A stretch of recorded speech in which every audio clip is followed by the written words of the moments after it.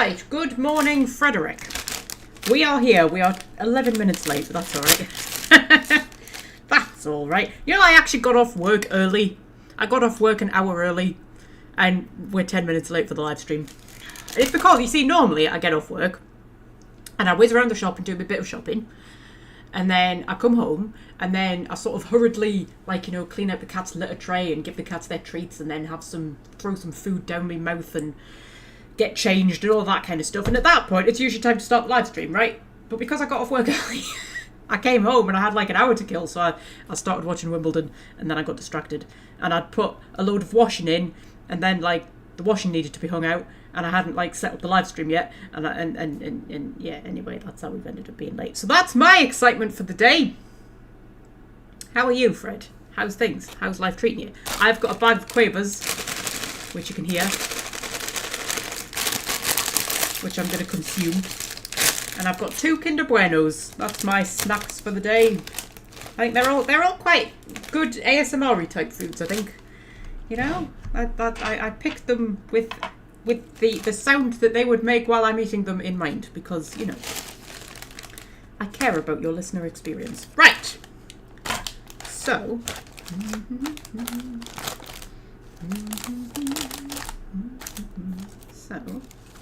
I'm assuming you can hear me. I always just like assume you can hear me. I assume you can hear me. That was me eating a quaver.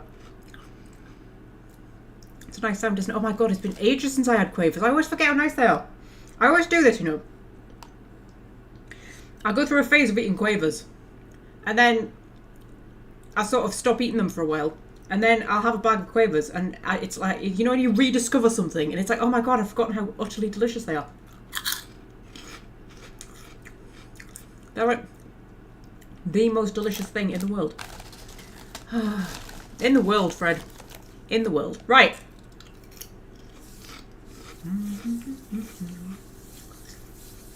So, should we get cracking then? I've got the game open and everything. Look at this. Look at us playing the actual game. We are on the Unreliable. I don't know why we're on the Unreliable. I think we'd been to Byzantium last time, hadn't we? Yes, I think. Where are we now? Are we at, do I have a map? That does not tell me where I am in the world. Oh, we're at the Groundbreaker. Yes, we're at the Groundbreaker because we had just done Pavati's mission. We'd just done the date with June Lay. Look at me remembering things.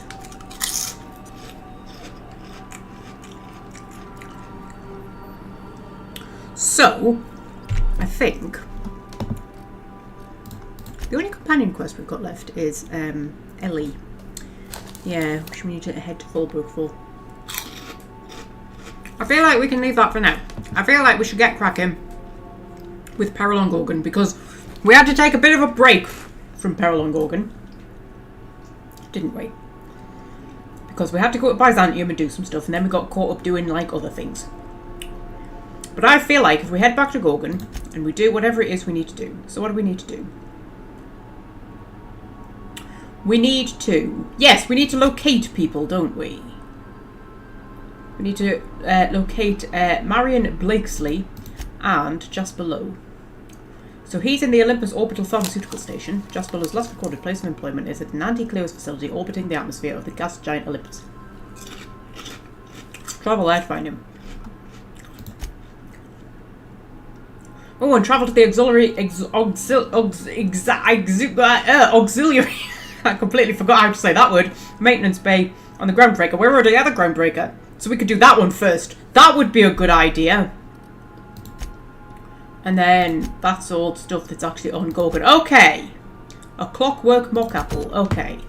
Should we head to the auxiliary maintenance bay on the Groundbreaker then? That sounds like a plan. Should we sort our inventory out first? That sounds like a plan. Oh, I've got 2 hammers again, haven't I? I've gone back to being polyhammerous. Poor Olympia. You're not the #1 hammer anymore, my love, but you're my #1 robot smashing hammer, and that's what's important.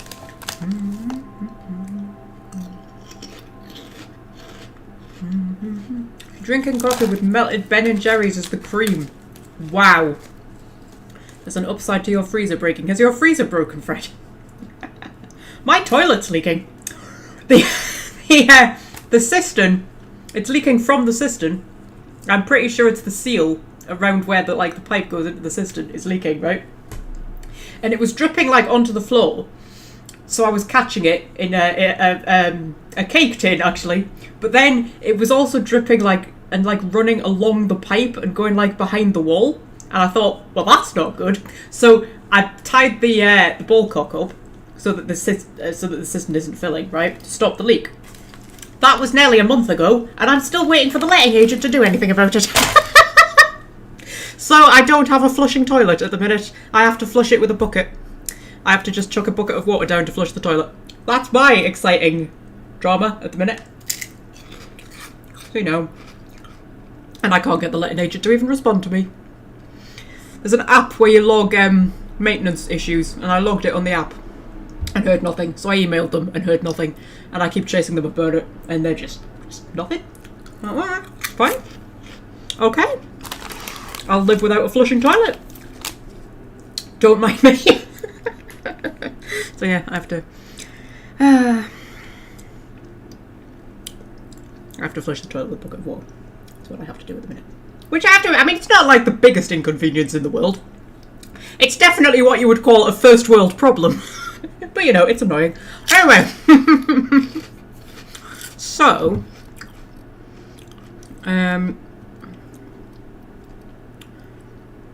Ooh, we got doctor's orders, didn't we? I thought that would be good for Ellie. And I was wrong because it's appalling. But it's got like, that's N-ray damage, isn't it? I feel like N-ray damage is really good, but I don't actually know what N-ray damage does. I just feel like it should be really good.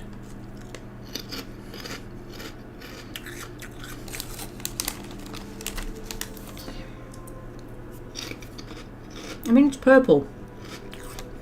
Purple means good, right?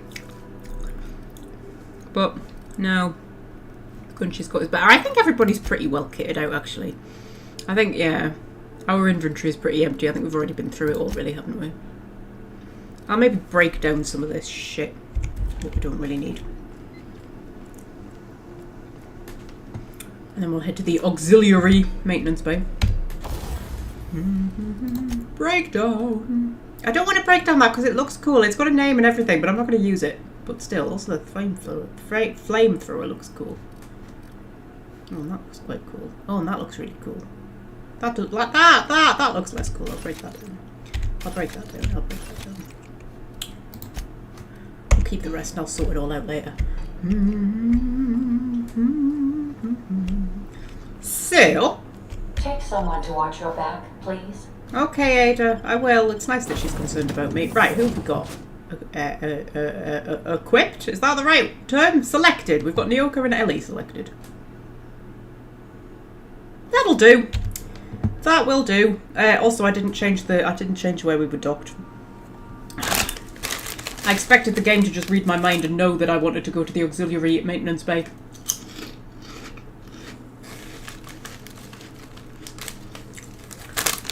Okay.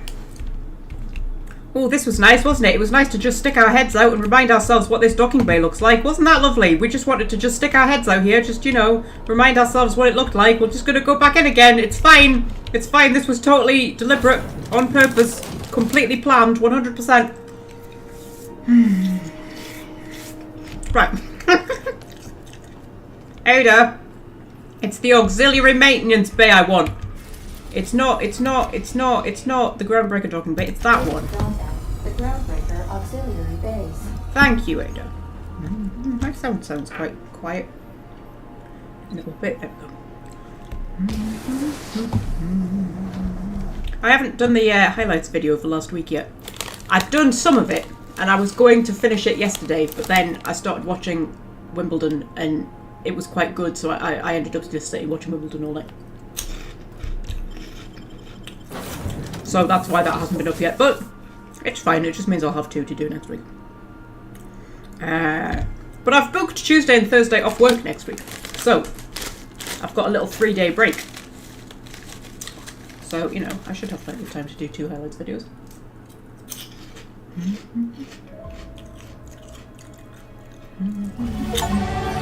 Ooh.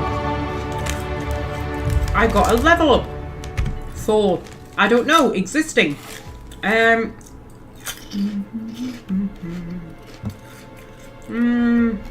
What were we putting into? We were putting into determination, weren't we? If a companion is downed, party gains is 50% health armor rating and damage, plus 50% for 10 seconds. That sounds quite good. Oh, but companion skill bonus. If I get that up to 60. Alright, we'll go for inspiration. There we go. That will do us. And then perks.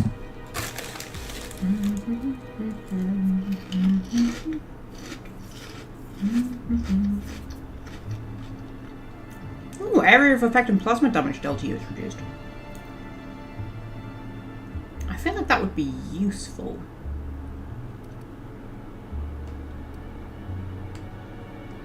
When you are at low health, you deal increased damage. Trouble is, when you're at low health, you tend not to be at low health for very long, because you then end up dead.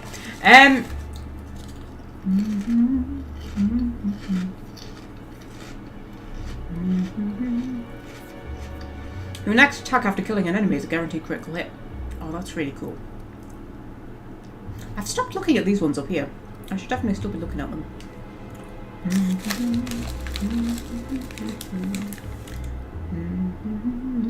Apparently YouTube is not receiving enough video to maintain smooth streaming. Well, YouTube's just gonna have to fucking deal with it. I did notice the internet was being a bit slow before I started the stream. So, you know, like just generally slow. Like, you know, for a while it was being slow on my gaming PC, but it was fine on everything else. It was being just generally slow on everything, so that's the thing we might have to deal with.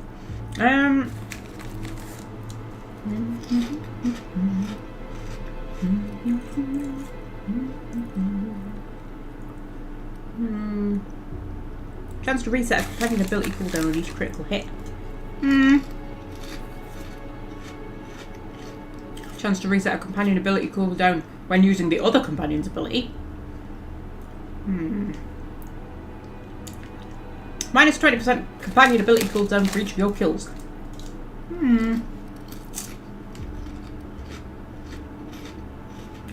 Oh, companion crit chance. Carry capacity. Walk speed.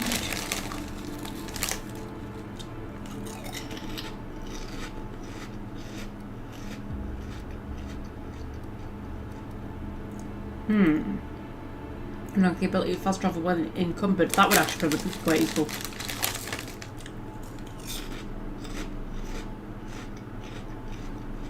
It's either that one, walk speed, or 50 kilograms extra carry capacity. Oh, what should we do, Fred? What should we do?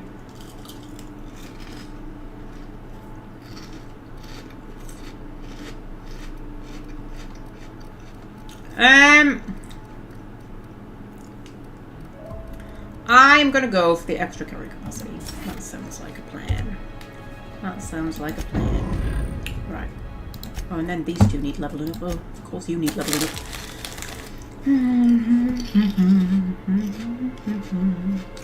Shots from Ellie's ability ricochet to a second nearby enemy. Sounds good, now that I've remembered that companions have abilities. And, oh my god, Welsh Friend and Viral Effect have both turned up at the same time. Hello, everybody. Oh my god, you're both in as like my number 2 fan. Hang on. Okay, so YouTube's added this thing, and I don't know what it is, but I am assuming it's based on like how much you comment / like things, right? And it's put. Oh my god, this is awkward. It's ranked you, all right? It's ranked you all in terms of like who's my biggest fan. So Fred is number 1. He's apparently my biggest fan, and according to this, Viral Effect is number 2, and Welsh Friend is number 3. So you gotta step up your game, Welsh Friend. You're you know, you're only my 3rd biggest fan. And like, For some YouTubers, that would be pretty impressive. But I don't have that many fans. You know, you're third out of about 5. So, you know, you've got to step it up a bit.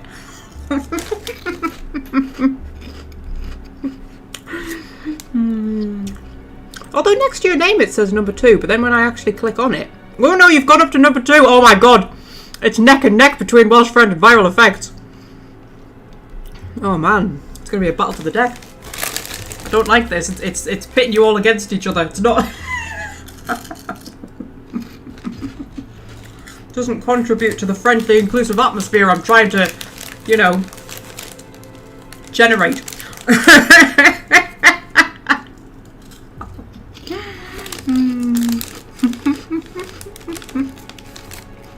Also, Viral Effects has just come back from holiday. Where have you been? You been somewhere warm? Somewhere cold? Somewhere rural? Somewhere city-ish? Somewhere exciting? Right, it's that sneak attack damage. Sneak attack damage. Sneak attack damage. Increase the damage dealt by this companion for a short time after performing their companion ability. We'll do chance to reset cooldown on kill, why not? Why not? We'll do that. Oh, I don't think that was the one I did end up getting. No, I ended up getting that one. Well, whatever. Right, so...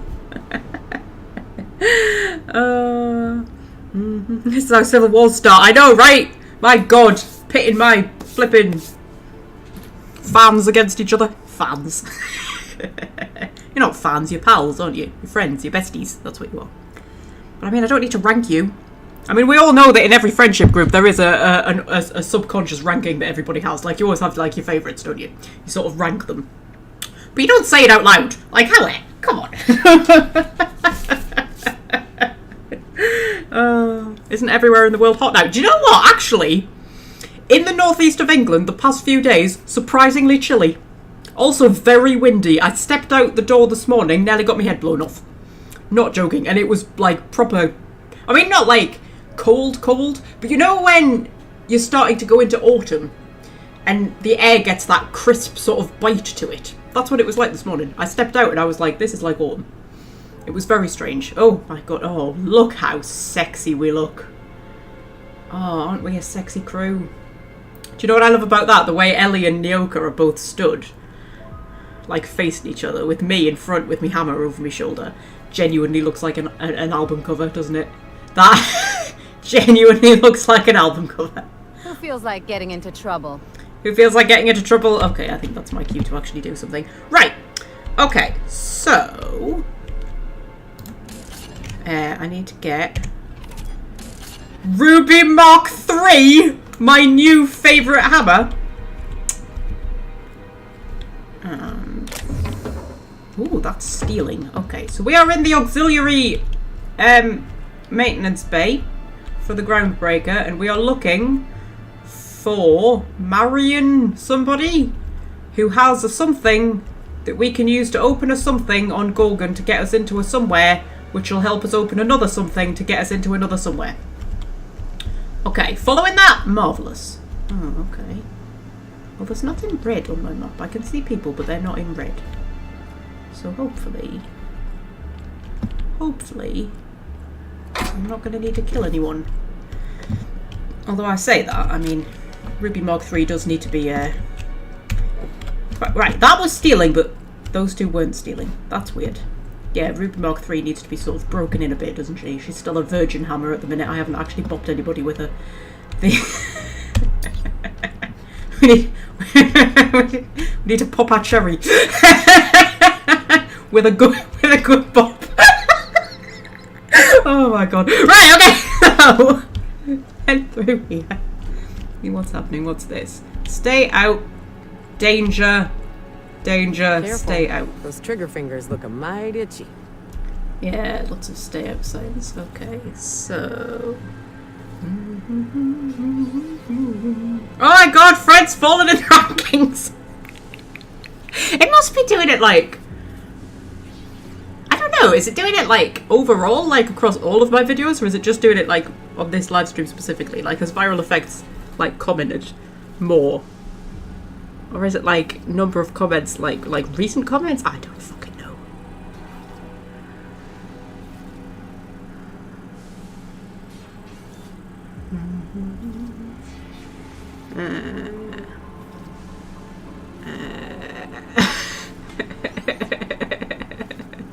Oh man, don't like this, man. I don't like this. I just, I love you all equally. Right, okay.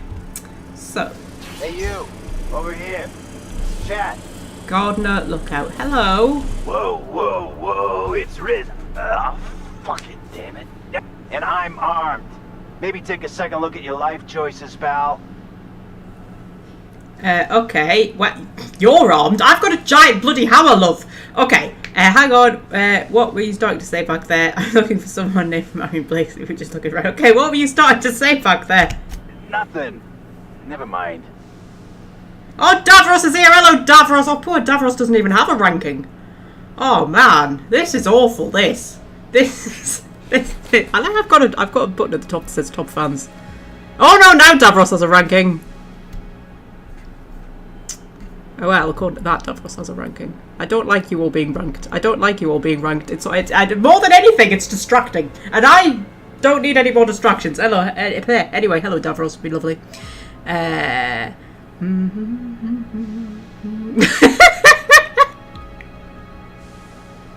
God, this is just gonna start arguments in the chat.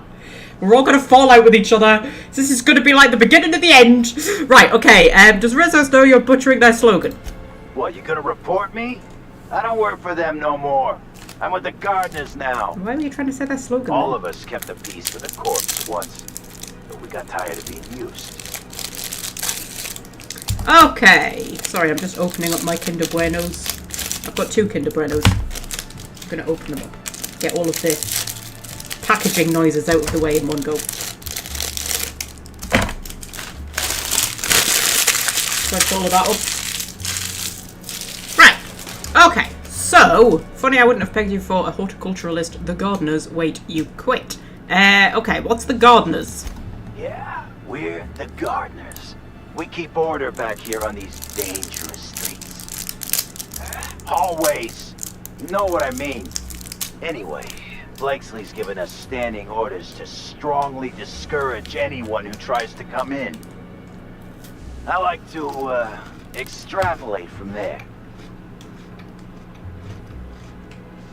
Okay.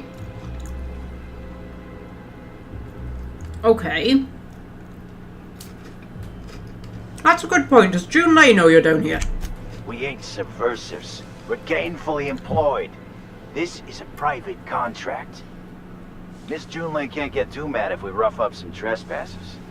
Especially if I was nice enough to warn him first. Okay.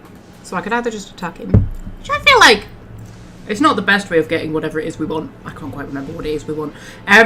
Okay. Surely we can come to terms. This deal with Blakesley's pretty sweet. We get paid and we get fresh greens every week. My gums never looked healthier.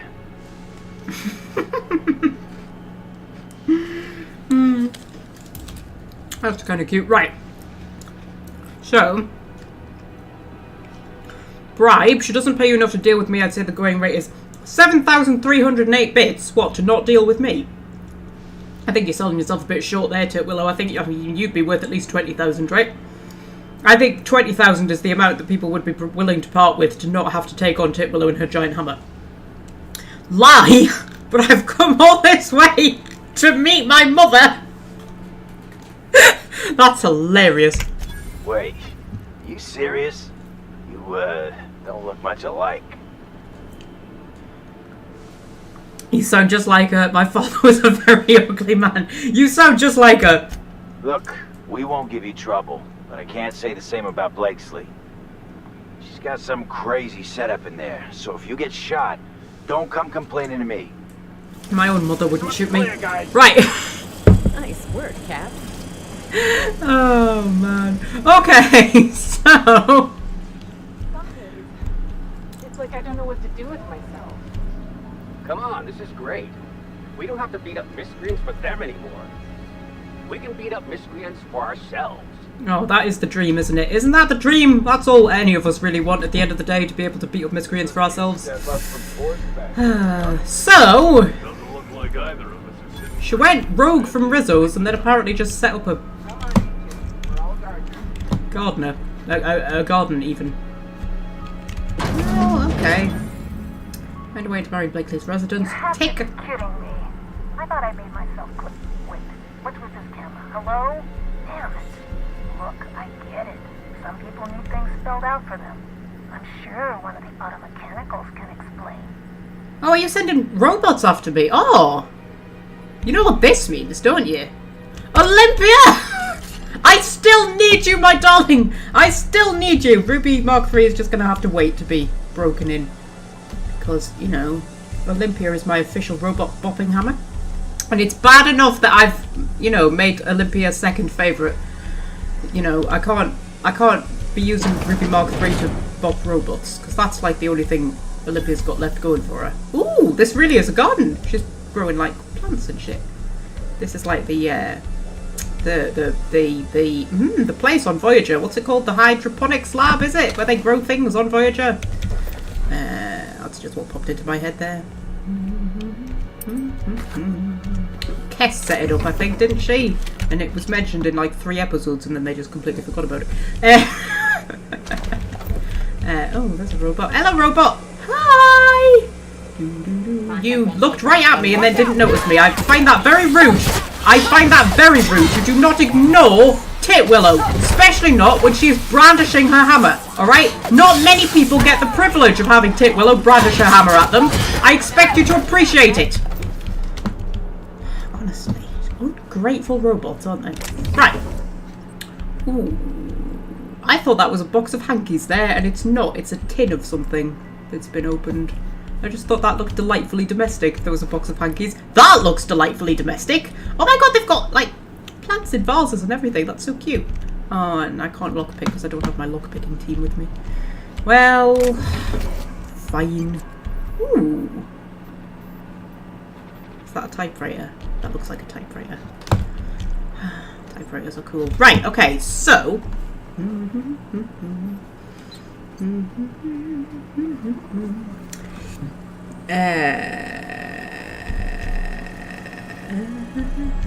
sorry, I'm reading the chat. I'm reading the chat. The ranked chat. Fred, you've gone down to number 3. Davros has gone up to number 2. I don't know who's at number 1. Not a clue. I'm not going to check. I'm not going to check. I'll get distracted. Right, so that's a lift.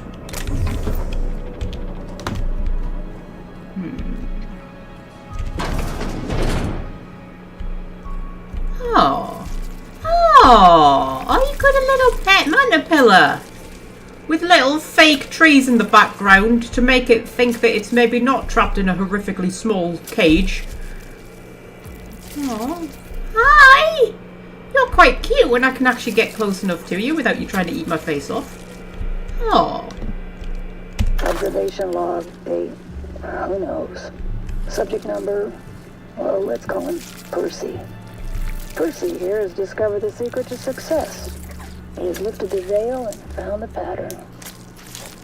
He wakes up, he listens for that bell 3 times a day. Food lands from the sky. He eats, he waits. Life is easy. The second your molt comes in, pal.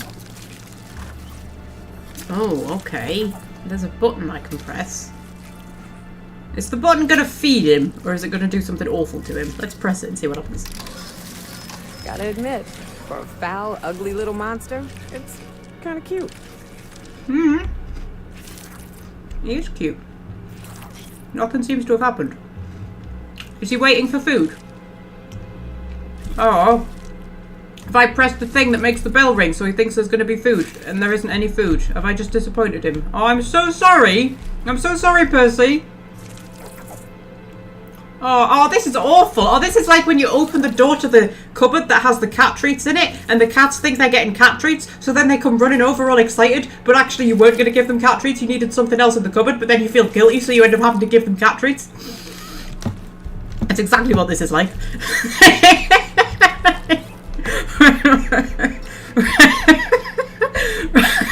Oh dear. Right, okay, so... that's a door I can't lockpick. Because I don't have my lockpicking team. You two are useless. You're useless! Right, okay. So...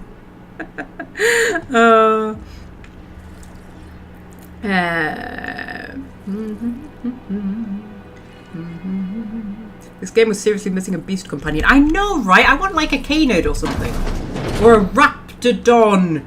Oh my god, imagine having like a raptidon. That would be so cool. Have I already been in here? Yes, because I bought those robots, didn't I? So that needs picking. That needs picking. That doesn't need picking. Have I been in here? I have not been in. Oh, hacking skill too low. I've only got 20 out of 90. Oh, even my hacky armor couldn't help me with that.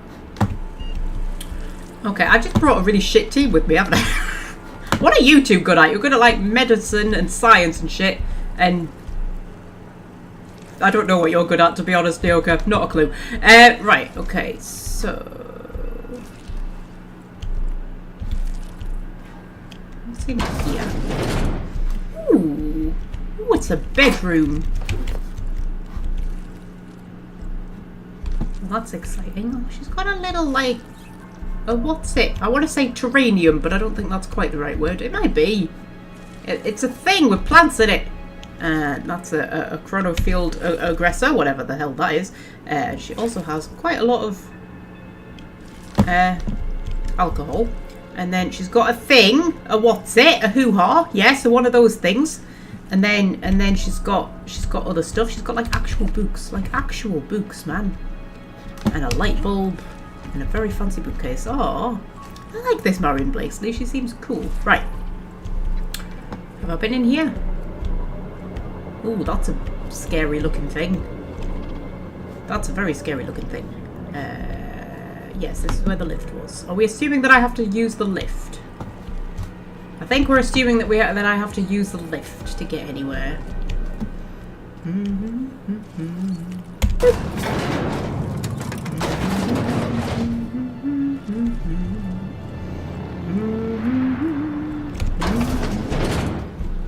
Okay, hello!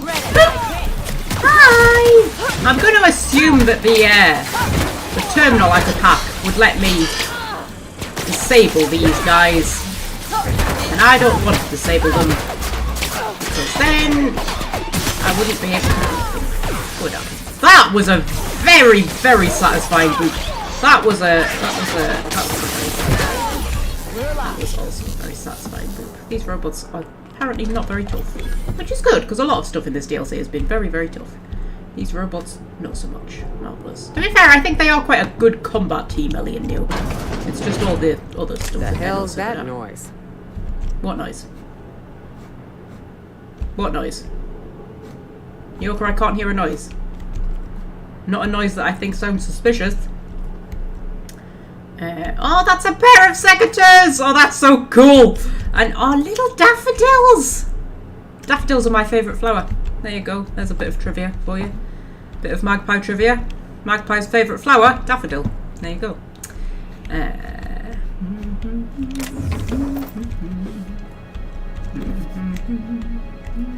I'm liking all the plant life. This is cool. I like this. We should have her team up with their... What's her name? The mad one from Edgewater. What's she called? Adelaide. They could do great things together, I think. That's a door we can unbar. Which gets us to... here. Interesting. I don't know where here is, but you know. Ooh! Oh! Oh, this is so cool! Oh, I mean, it looks a little bit like an evil villain lair, I'll be honest. But it's very pretty. Oh, it's very pretty. Okay, you're not going to turn out to be an evil villain, are you, Marion? Are you? Who the fuck? Oh, wait, hang on. I can't hear a damn thing. Just gonna shut this thing off. Right. Marion Blakesley. What can I do for you, Miss Home Invasion?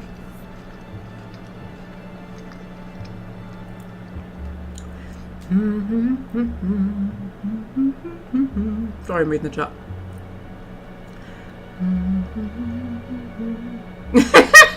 Oh, Davros.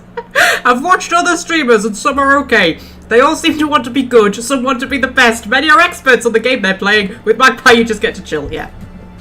I don't want to be good. If I was good, people would watch. Like, fuck that. I don't want people to watch. Jesus.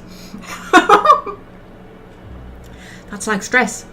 I just do this for fun and giggles. Like, you know, I would do it to no one. I did do a live stream to no one once, didn't I? It was one of the Oblivion ones, I think. Nobody showed up for it, and I was just like, yeah, it's alright. Play it for my own self, really. Don't really do it for anybody else's benefit, but if you enjoy it, I'm cool with that. Right, okay. I need to get into the HIA facility on Gorgon. My reasons are my own. That's a very dramatic thing to say, but I also need your Gorgon access card. I made a collection of your credentials on behalf of Space's Choice. I mean, that would apparently work. She's got very nice eyes. Jesus, I've just noticed that. You've got very nice eyes, Mrs. Woman. I'm investigating the Adrenatime project. Where does your part of it? It's my security team you've got outside. I don't know. I mean, if we lie to her, I'll get experience for using the lie option. But I feel like we then won't be able to get any more out of her about the project. She's a looker, isn't she? Right, viral effects, she is.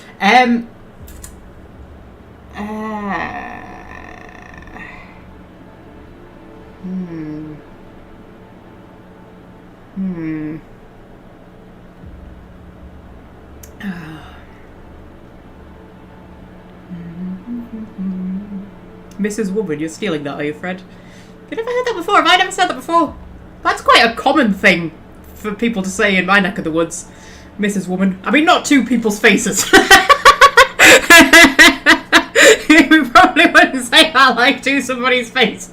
But you know, when you're just talking about someone that you've met who you didn't know the name of, you go, oh, Mrs. Woman. You wouldn't say Mr. Man, though. You wouldn't say that. You'd only do it with Mrs. Woman. Right, okay. Oh, fuck it. I'm going to say I'm investigating the Adrenatime project. Oh, sure. A real gathering of bright minds. Gorgon. I holed up in a forgotten cargo bay of a rotting colony ship just so I could never hear that name again. But here you are. Here I am, beautiful. Right, okay. I tracked down Clarence Mostly. That got me onto your trail. Or what happened on that asteroid? What happened on that asteroid? I really didn't expect today to go this way. Shit. I should have brought another pack of smokes. The Gorgon project gave us Adrenatime in the end, but that's just the Bose Spacer's Choice stuck on the whole mess. Corporate demanded a product they could throw onto shelves. That put the squeeze on low at Chem to develop formulas, samples. But how do you know if the product works? You run tests, see what happens. That's where human inquiry and auditing came in. I ran HIA and HIA ran the tests again and again and again. And what happens is a whole lot of wasted time and even more bodies. Okay. I missed most of that because I was reading the chat. This is the problem with live streams.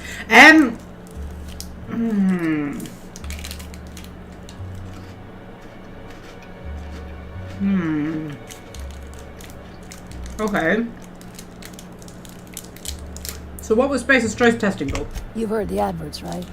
Work day and night, still feel refreshed the next morning.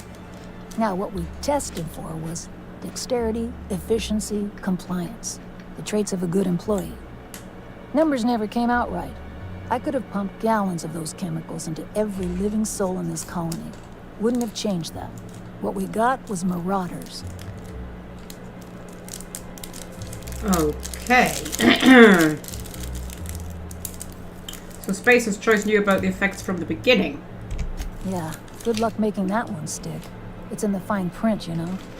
Whatever was in those chemicals, it didn't matter what tests we ran. We kept getting the same results. The proto-Adrenatime solution was both monstrously addictive and had catastrophic effects on the psyche and intellect. A real boon to the colony. Okay.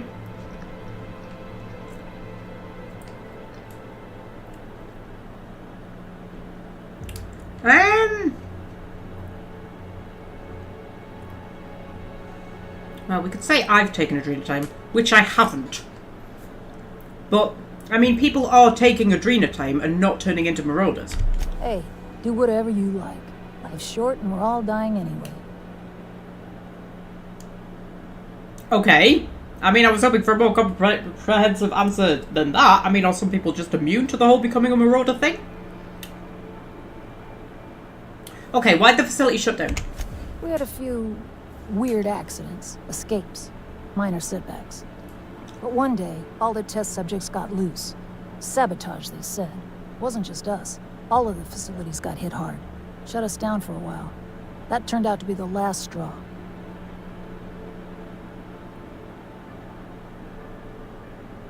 Okay, do you know who was behind it? Nah, didn't much care by then. Don't care much now. Spacer's Choice wasn't getting much use out of us anymore, so they shuttered the project, kicked Adrenatime out the door. And I came here.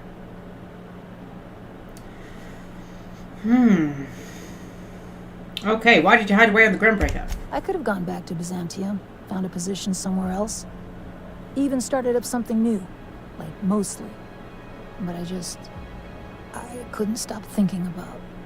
Indulge a scientist. What do you want out of this investigation of yours? Trying to liven up your memoir?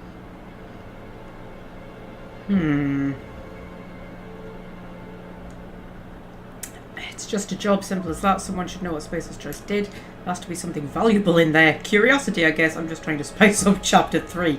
I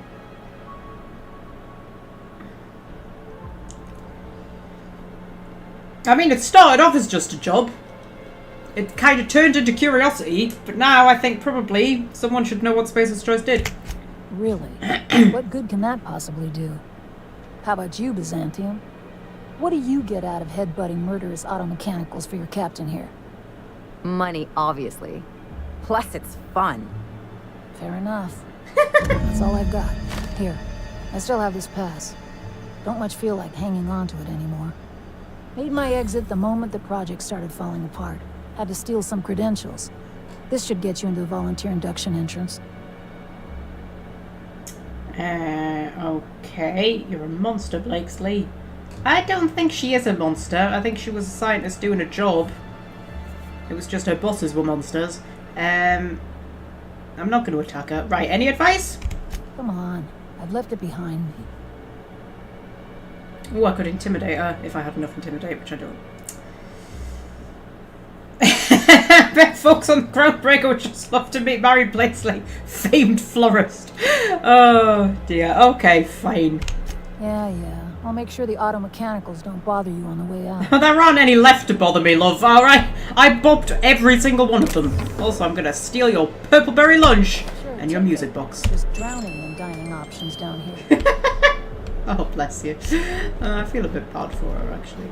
Okay, so that's one down. Now we need to go and get Jess Blue. She's got a sexy, whiskey, raspy voice, too. I know, right? What is it about raspy, husky voices?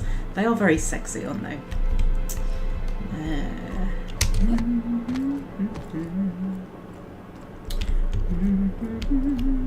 Right. So.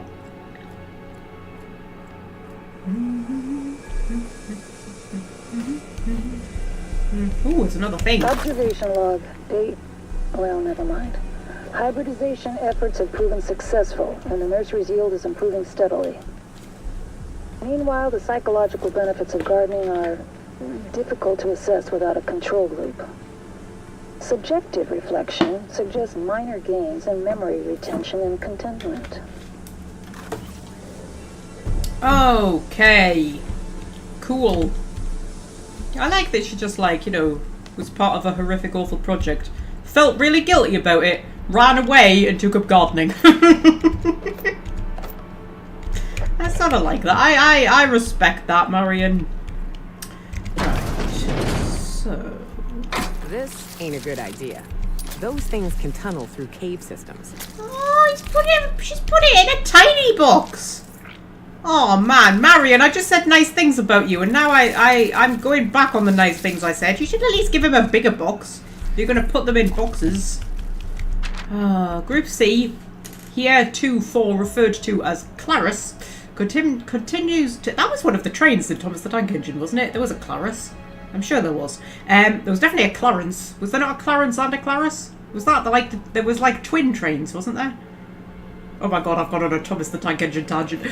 Claris continues to demonstrate increased growth and development relative to both the original and control strains. However, general mass and caloric content has not increased significantly compared to its predecessor, Horus. This suggests a limit in our ability to mitigate poor nutrient uptake with Mantipilla mulch. Personal note, Martin's getting a little big for the terranium, a few more days and he goes into the processor. Oh. Oh. The guy in the Moon Man helmet's called Martin, isn't he? I'm going to assume it's a different Martin. Okay, so... Yeah. Just doing experiments on Manipillas. It's fine, I suppose. Oh, also terminal. Maintenance logs. Water supply remains steady, but the power fluctuations are doing a number on the auto mechanicals. Easy fix all the time in the world. Go to auto mechanicals for non-essential components, minor gains in power efficiency due to decreased weight. Waterproofing materials compromised human error. Okay, she really did just take up gardening. That's just what she's done. That's the... Yep. Clarence, you remember? Yeah, who else was there? There was Clarence, there was Edward, there was James. James was the red one, wasn't he? Edward was the big green one, was he? And Percy was the little green one. There was a Clarence. There was the two carriages, and one was a boy and one was a girl, and I can't remember what they were called.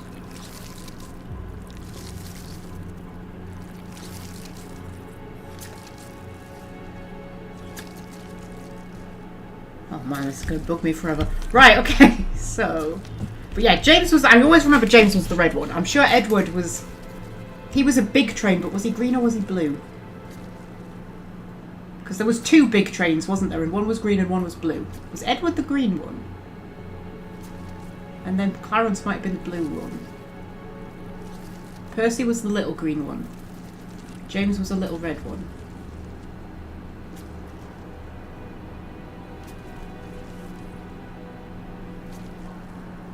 And then there was like the cargo train who was always really angry all the time. I can't remember what he was called. Was that Clarence?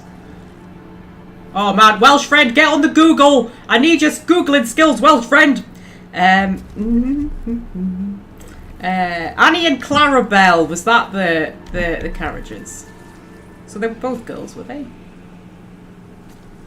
I remember Clarabelle now. I remember Clarabelle, yeah. Pick up a coolant tank. Sure, I'll have a coolant tank. Why not? Might need to, you know, cool something down. And if I didn't have a coolant tank, how would I cool whatever it was I needed to cool down?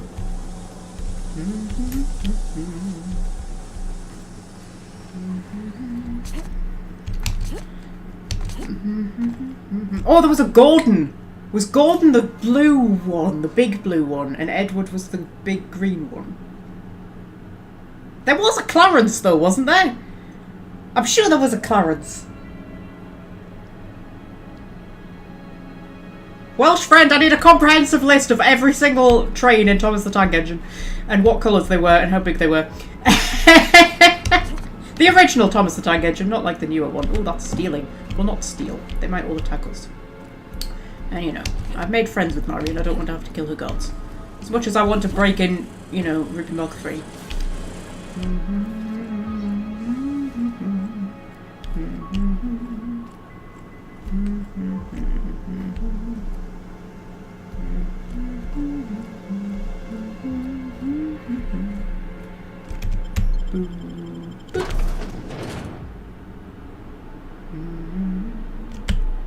Okay, so now we need to head to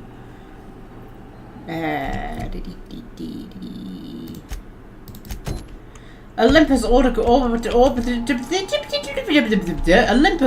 Pharmaceutical Station, which is in orbit around Olympus. Look how cool all of this is, man. They're just so cool.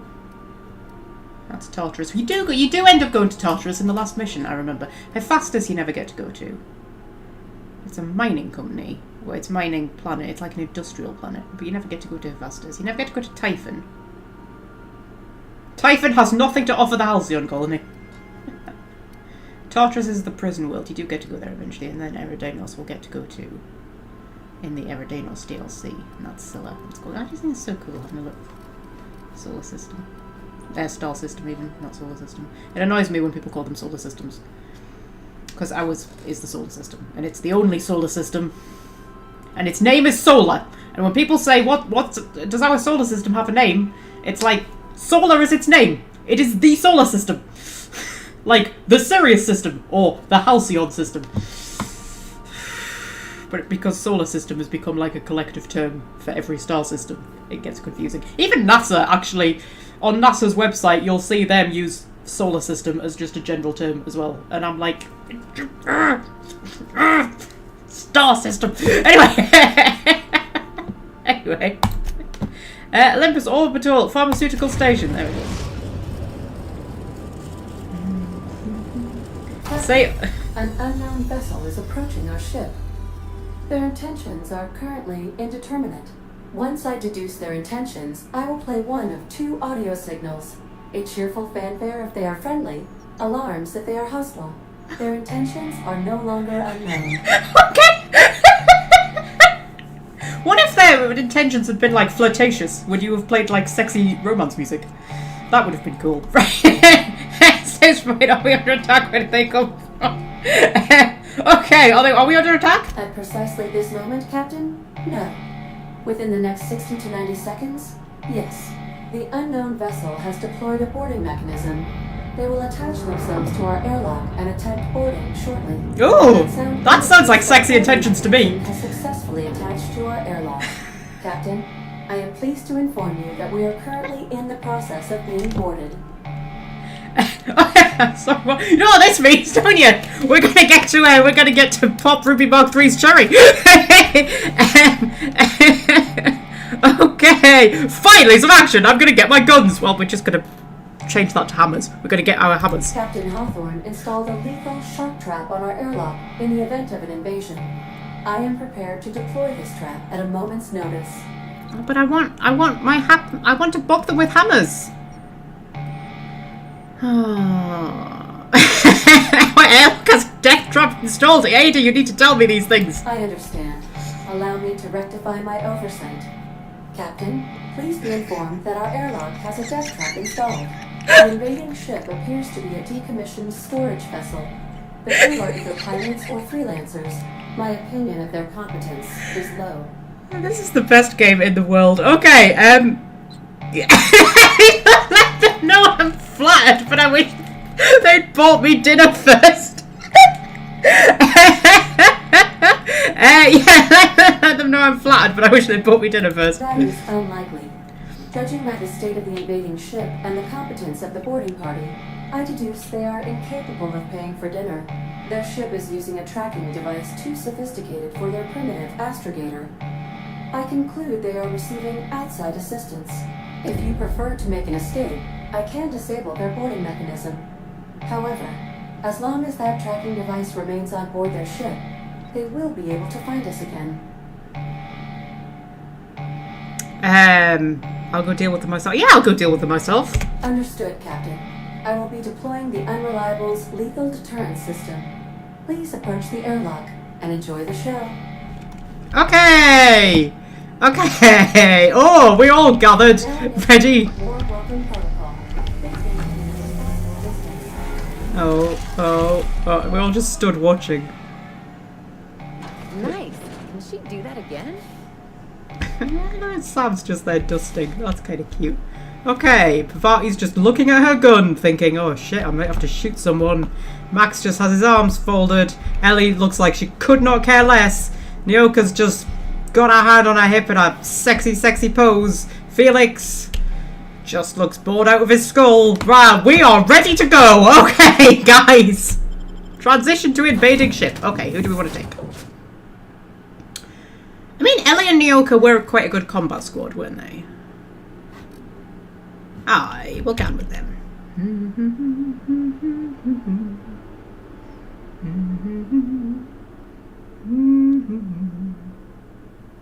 Oh, what bloody hell, Ada! You did a number on them, didn't you?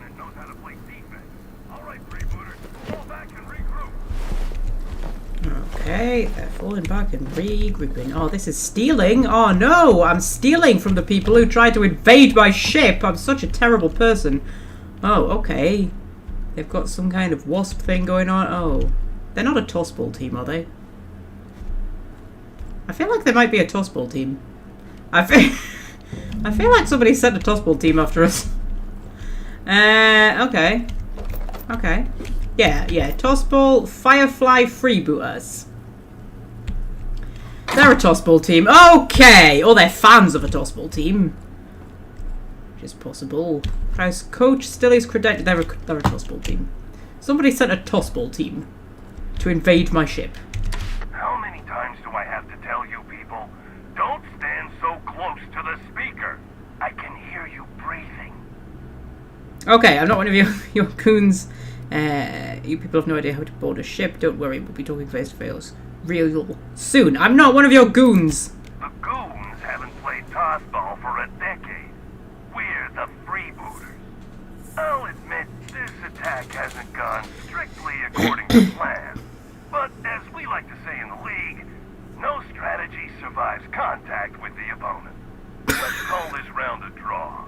You head back to your end of the field, I'll regroup my team, and we'll see where things take us in the second half. What do you say? I say that I've got a virgin hammer who needs to be broken in, and she is itching for a fight. Right. I want you and your clones off my ship. Well, they're not actually on my ship at the minute. You know, how about no? Does no work for you? You're having a bad day. I've been there. Hold on. You think we're playing tossball? Yeah, how about no? That's about the answer I expected. Well, can't blame a coach for trying. Here's the problem. I can't let you live.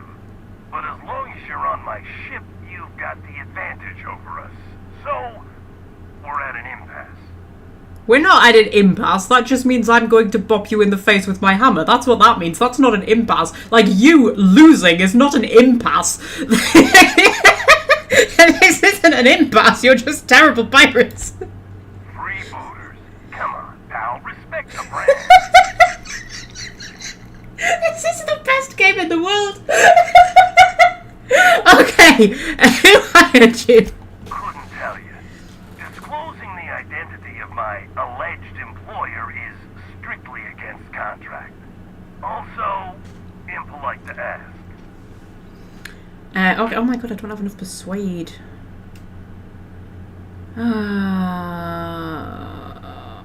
Okay, do what you want. I'm through talking. Right, so I can't get through there, so we're going to have to go this way, get my virgin hammer out. Ruby Mark III, who is about to be a virgin no longer. Right, oh, there's a canid. What the? Oh, there's two canids. Okay! Boop! Oh, she killed it in one boop! Oh my god, you are definitely my new favourite hammer, Ruby Mark III. You are a beautiful, beautiful bit of machinery. Right, okay, so, give myself a little bit of healing. And then, there we go. And you, whee! Okay. That was a bit exciting, wasn't it? Shock weakness. You've been shocked too many times. Oh my god, I've been shocked too many times.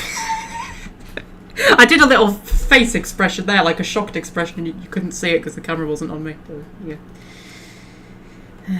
That was a waste of a joke, really. That was... I looked at the camera and everything. It's not on. Like the. Anyway, I've been shocked too many times. You've become sensitive to shock damage. No, reject that one. Right, okay. So I want the encumbered one to pop up again because I had one that was like, oh, you've been encumbered too many times, and now whenever you're encumbered, something, something, something, right? And like, I very rarely get encumbered, and. When I do, I usually deal with it very quickly. I'm not like wandering around being encumbered. So that would be a flaw that I'd be like willing to take. But I just sort of rejected it automatically and then sort of thought, oh, I should have taken that one. I'm waiting for that one to pop up again. Right, okay. So, got ourselves a key card. This looks like quite a nice domestic little setup they've got going on here. Like, I really wish they hadn't attacked me. They seem quite cool. You know, stupid, but cool. Just like me. Don't be ridiculous, Magpie. You're not cool. Right. So, oh Oh, could we steal their drive core? Oh, that would be so funny if we could steal their drive core. That would be hilarious. Because then we could go and give it back to Adelaide, because we took her drive core, didn't we? We could go and give her drive core back. And, you know, if we've got a new drive core. Unlock with Galley key. Okay, and then there's a ladder. I do love me a ladder.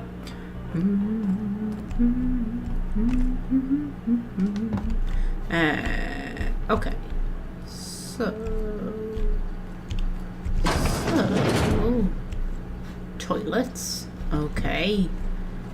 And crew keycard. Flip neck. How many bloody keycards does this bloody ship need? You know how many keycards my ship needs? None.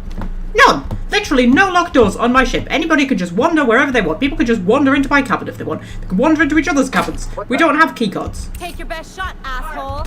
Oh, there's a fight started. Okay. Ooh! Hello! You're gutsy, walking up to Titwillow and trying to smash her in the face. That was brave, my friend. It didn't work out for you, like. Did you just kill the Yoka? Don't kill the Yoka. The Yoka's my favourite. You do not kill Titwillow's favourite! Ooh! Okay, it's alright. Yoka came back to life. I think that's one of the perks that I gave her, that she can come back to life after dying.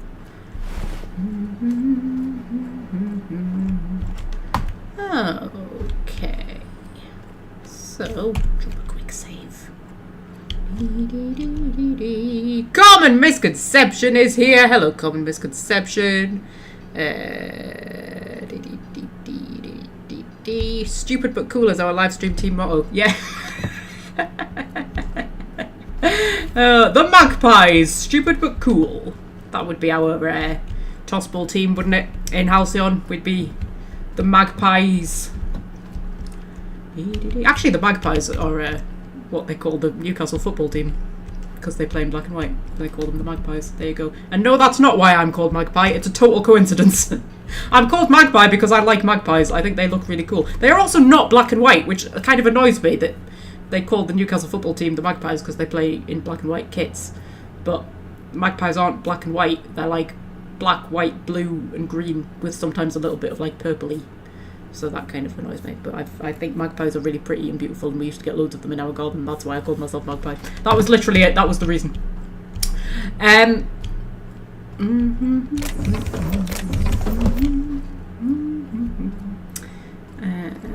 Okay, so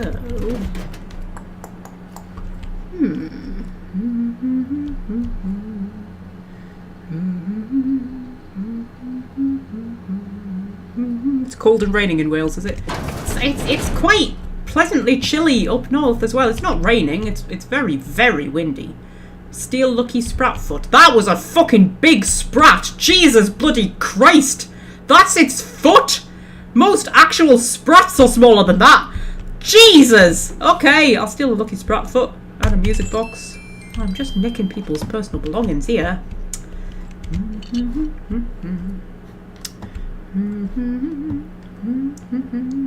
It's cooled right down in the southeast too. The rest of Europe is melting, aren't they? Like, there's like wildfires raging in Greece and everything, and then we've gone all cold again.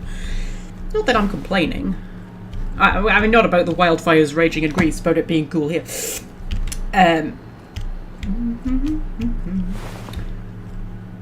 Okay, so... Oh, there was a game of Ludo going on. Oh, I love a bit of Ludo. Oh, don't you love a bit of Ludo? Isn't Ludo the best thing?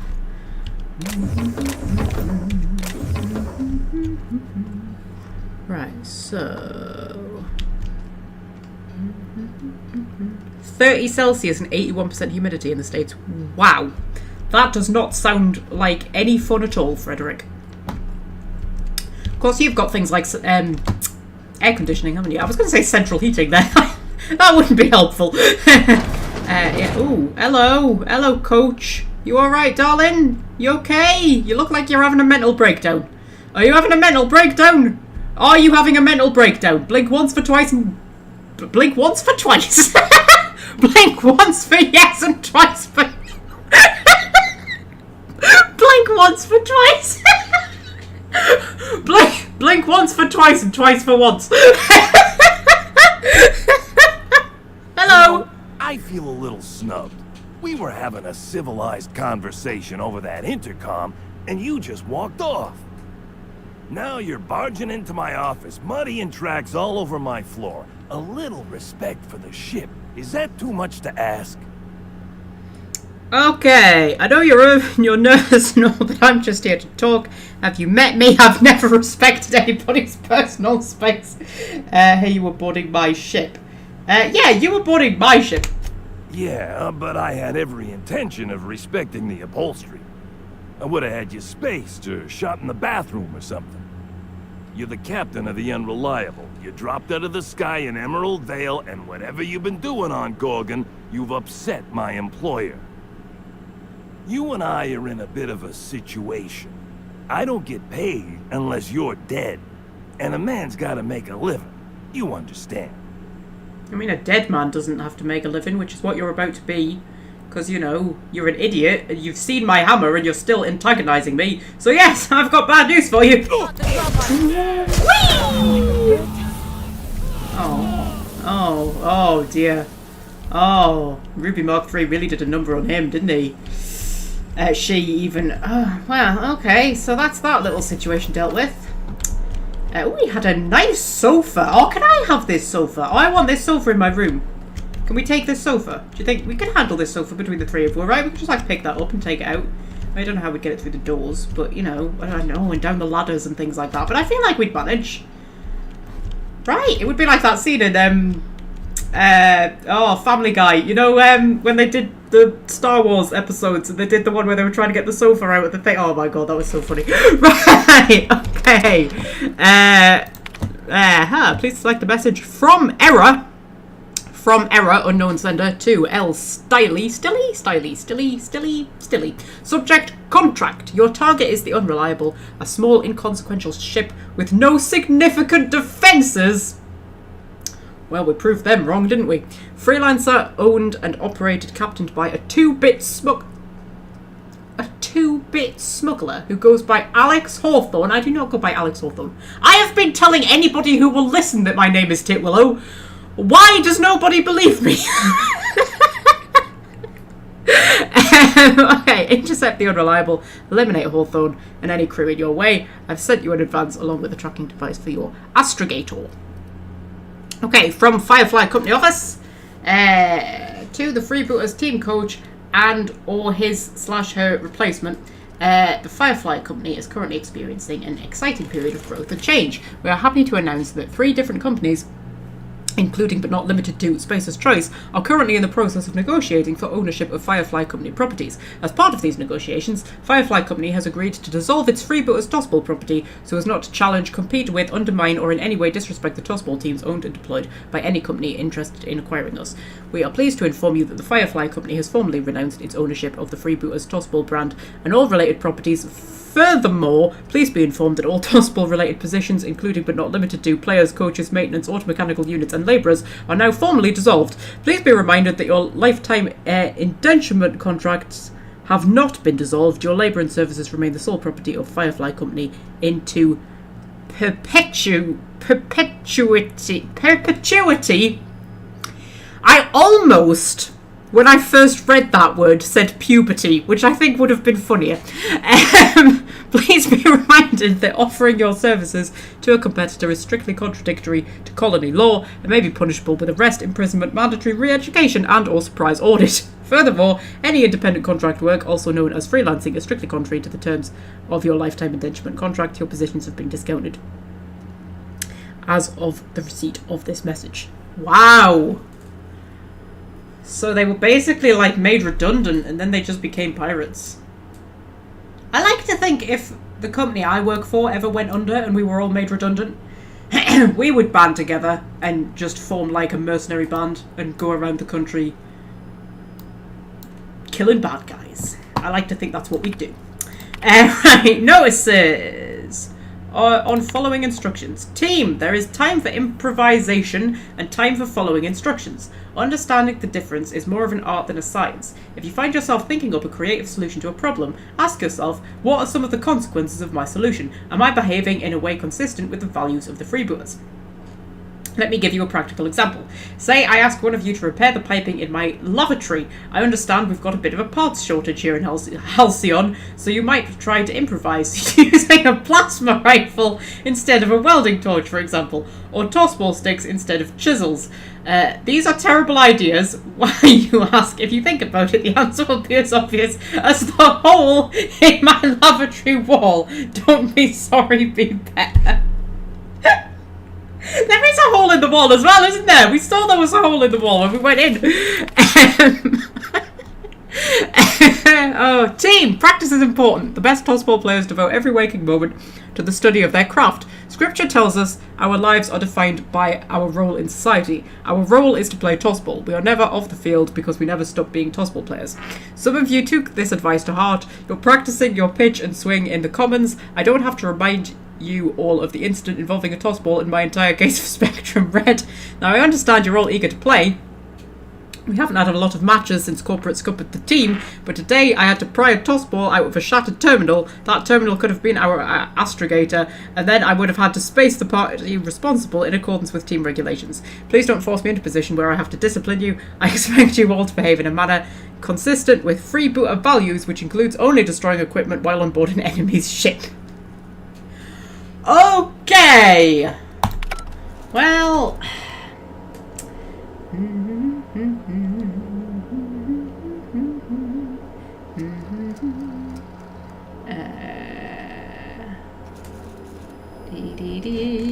Sorry, I'm just reading the chat. I feel like I've missed a lot of chat that's been going on.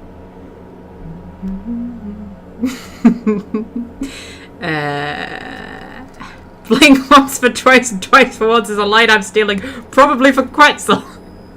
Quetzal's my character. You're stealing my lines to write for my character, Fred. Right, okay. So I miss writing for Quetzal, actually. I feel like I should bring him back in something. He was a fun character. That is the sort of thing he'd say, actually. Blink once for twice, twice for once.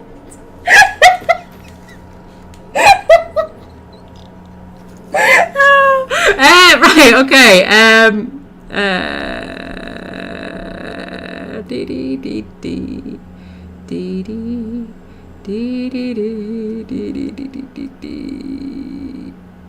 Right, okay, so let's crack on, shall we? Oh, there's a safe that I can't hack because I don't have my hacky party with me.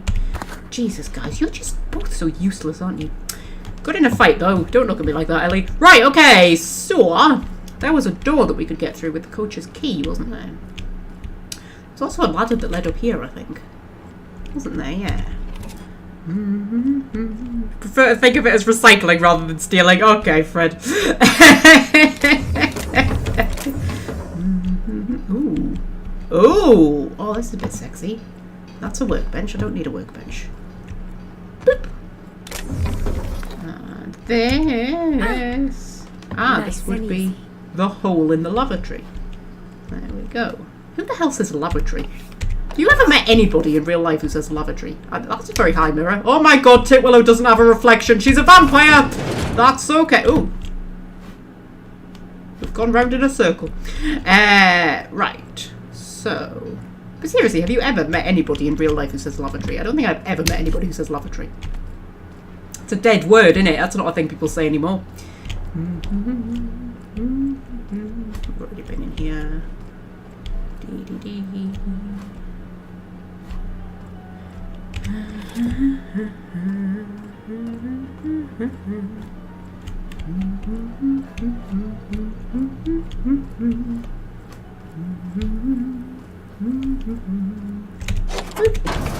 Aha!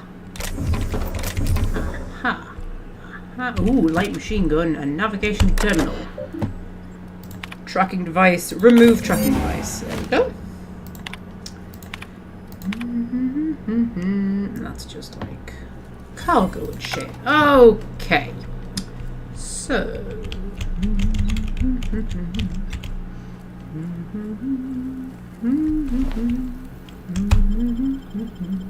Right.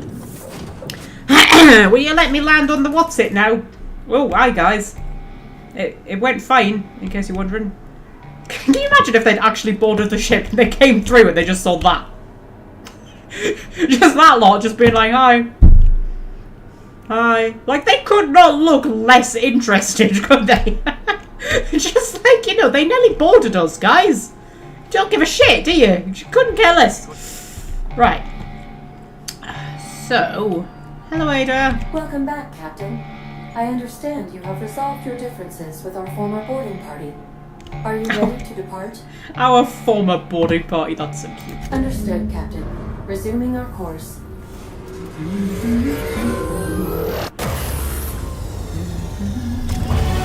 Hey! And we get another level up. Oh man, we're raking the level ups in. Whee! And we're already up to 31. So after we finish Peril on Gorgon, I think we should be able to jump straight into Murder on Eridanos. Because we're getting quite far through the main quest. I don't think we've got much of it left. Davros says lavatory when he's being camp. Fair enough. Fair enough, Davros. Put a bit into determination. I'm going to try and get determination up to 100. That's my current goal. Right. Felix needs a level up, does he? You, Felix, can have...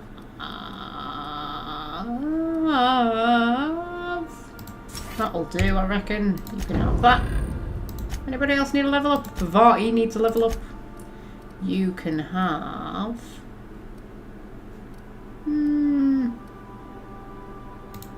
you can have that one. That'll do.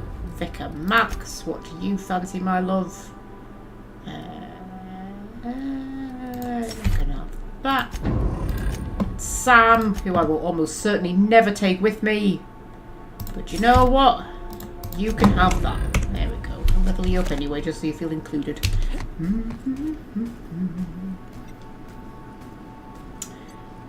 Lavatory is used on signage in the States. Well, there we go. It's a French word, isn't it? I think it might be. I remember an episode of QI where they went through all the different words for toilet, basically. Because toilet's a French word as well, I think. And they said that there's no way to say it that isn't a euphemism. Like, every word that there is for it comes from different languages and stuff, and all of them are a euphemism. I'm sure I remember that being an episode of QI. Mind you, QI isn't always the most accurate show in the world. Quite a lot of the stuff that you see on QI is, like, not actually true. Oh my god, who's been locking the lockers on the bloody Unreliable again? You keep doing this, guys. You keep locking the lockers. Like, I want to be able to invade your privacy without having to use my flipping mag picks. Jesus Christ. There better be something in here. If you've locked it, just to annoy me, what have we got? Light assault rifle, cigarette lighter. That's probably Ellie's. Well, it's mine now. Yeah. Titwillow hasn't ever used Sam on a mission. No. Well, yeah, we took him out once because he's really good at hacking, and I needed to hack a terminal. Oh, in not Fallbrook, the other one, Stella Bay. We took him out briefly, but like he's really shit in a fight. Like he's really, really awful, and he's not that entertaining. So.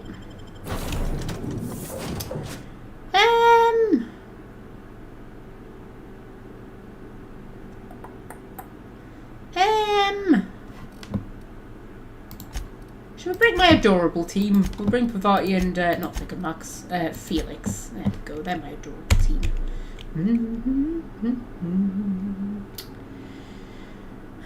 6 viewers and only 1 like.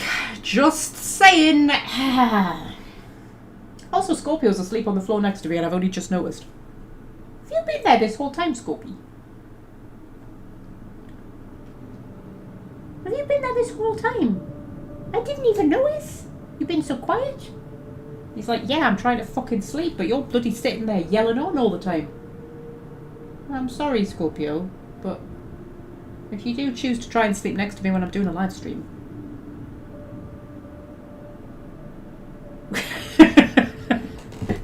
Cats are so cute, aren't they? Right. Oh. Oh. What happened to these poor folks? It can't be the storm that did this. What storm? What storm? I feel like I've missed something. Okay.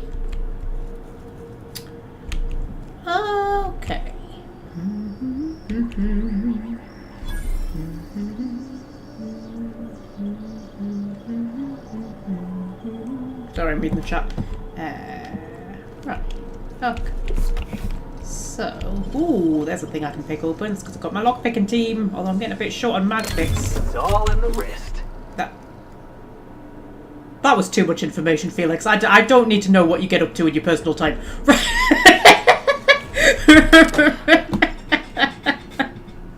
Right, okay, so... I think I must hold some kind of unofficial record for the amount of sexual euphemisms in a live stream. I think I must definitely hold some unofficial record for, like, the amount of times anybody's ever said clitoris in a live stream.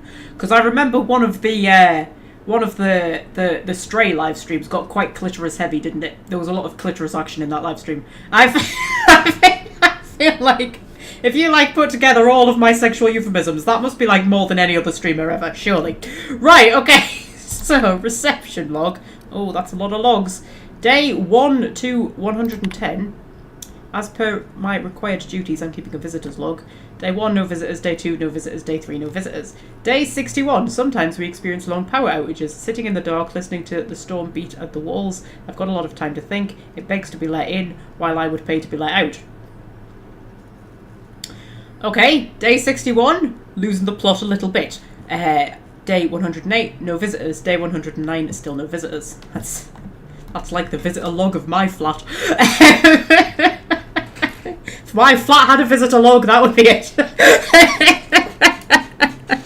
Oh dear. Okay, day 115.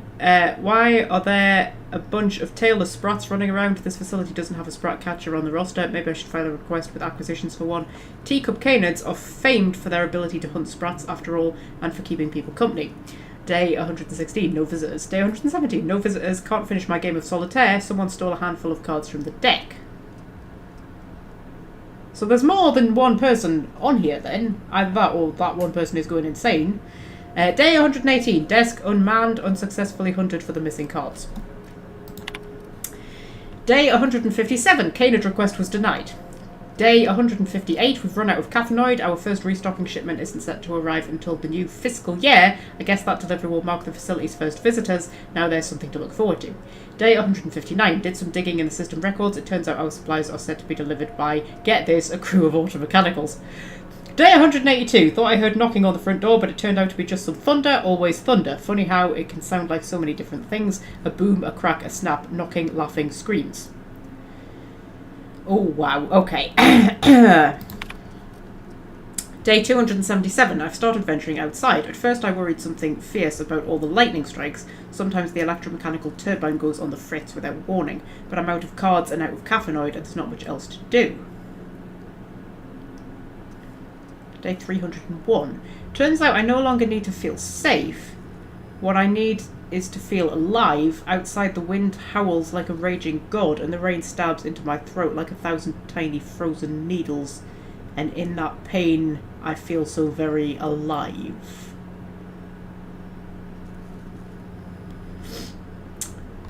Okay. Day 322. My many and varied attempts to trigger an on-site inspection from the Special Committee for Auditing and Management have failed. Day 353, so that's like a year. Sometimes when I look over the ledge, I think about what it would feel like, how easy it'd be to simply tip forward, to plummet with all those clouds kissing my face, to fall away from the storm, to smile, then break.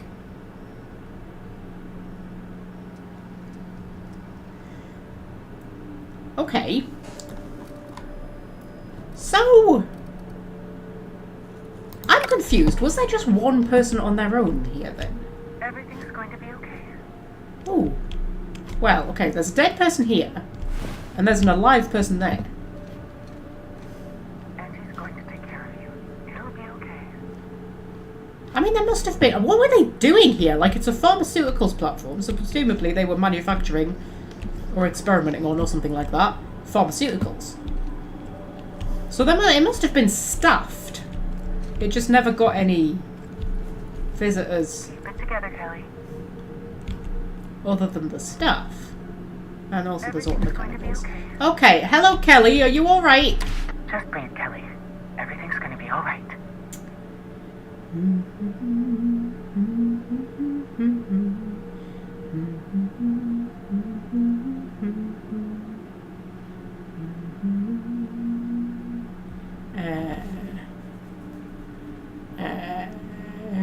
typing the chat. Is there a way to mark your streams as mature? I mean, I've marked it as not for children. And at that point, does it not have like an automatic like 18 plus rating or something like that? I'm sure it'll be fine. If YouTube shuts the channel down, I'll just make a new one. It's fine. Who cares? I've got all the videos backed up. I'll just re-upload them all. Right, okay. Open the door. Determination 40. Repeatedly buzz the intercom button. Or just listen. I feel like listening for now. Just wait, just wait, just wait. They can't open the door. Eventually their security protocols will reset. Just wait through the next charging cycle. The supply drop will be here. Tomorrow, the next day. When it comes, just sneak onto the ship. Easy as you please. Okay. I'm gonna go with the determination option. Stop! Stop making that noise. They'll hear you. Who's out there? Persuade 60. I'm the captain of my own ship. Open up and I'll get you away from Olympus. Really? I would be indebted to you for life. But how do I know I can believe you? I have a very trustworthy face and a giant hammer. I'll have to come out to assess it myself. Hold on. I'm opening the door. Okay. Hello. Hi. Is everything alright? Are you okay? Have you gone insane? Let me just catch my breath. I swear, my heart's trying to punch its way out of my chest. Law, I'm so lucky you came along. I know it sounds crazy, but a little while back, I'd been gearing myself up to take a long walk off a short turbine platform. Then the security mechanicals broke out into a massacre, and I realized I really want to live. How can I help you help me get out of here? Oh, okay. Right. I've got a ship, need a lift out of here. Who are you? Why is everyone dead? What did you mean about taking a walk off a turbine platform? What's the purpose of this facility? What are you making? Okay, why is everyone dead? Pink slip protocol. Oh, okay. The company decided to terminate the team. How should I know? I just monitor the front desk. Well, except for the last couple of days when I've been hiding out in here. If you work at Oops, you're doing research and development. If we're not researching or developing fast enough, the protocol's there to put the fear in us. Somebody messed up. When one of us makes a mistake, the whole facility pays for it. I know it sounds harsh, but it was in our contracts and everything.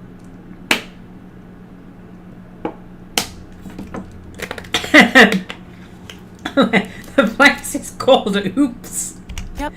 Olympus Orbital Pharmaceutical Station. Auntie Cleo's naming and branding department's the best in Halcyon. Okay, what's the purpose of this facility? I'm not making anything. The research team, they were brewing up some improvement to Auntie Cleo's anthracillin. Science stuff isn't really my area, though, so I don't know more than that. Okay, who are you? I'm Kelly Marine, the receptionist. And before you ask, I wasn't manning the visitor's desk when the mechanicals went haywire, because no one comes here. Not ever.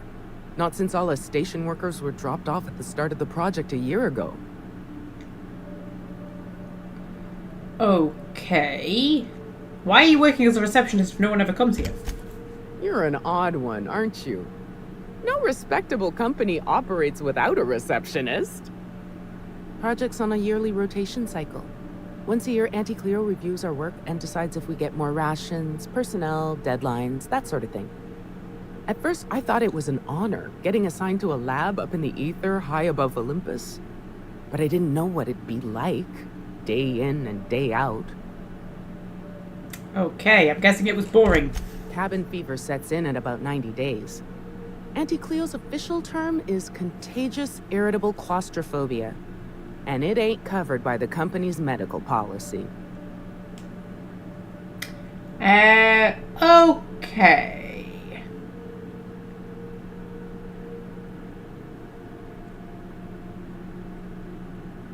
Yeah, nothing you can do about it? Nothing good if the last year's taught me anything. Isolation like this is supposed to strengthen bonds between workers, isn't it? All I ended up as was the butt of a bunch of jokes.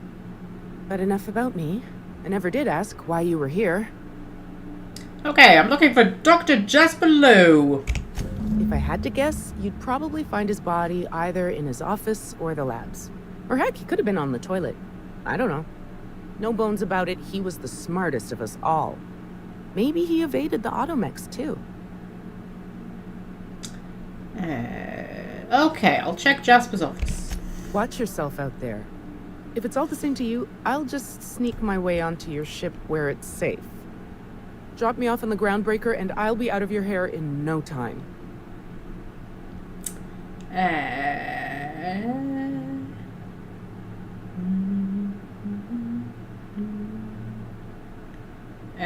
Okay, go ahead, not fast on charge for transport. I see you at my ship, you're dead. No.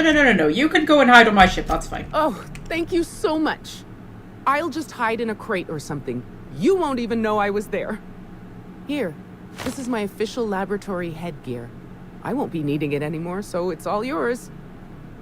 Oh my god. She gave me headgear. You know I love some sexy headgear. I mean, it's probably not going to be as sexy as my top hat. I saw a customer in the shop the other day who was genuinely wearing a top hat. Genuinely. Just like wearing a top hat and a trench coat. They are my new favourite person in the world. Right, okay, what does that look like? Oh, that looks a bit sexy, you know. Oh, I look like a Borg. But like in a sexy way. What does it give me? Armor 12. Bonus to headshot weak spot damage. Oh, that's shit for me. That's shit for me, because I'm a melee person. But I might be able to give it to someone else. I might be able to give it to Nyoka. There's an idea. Right. So...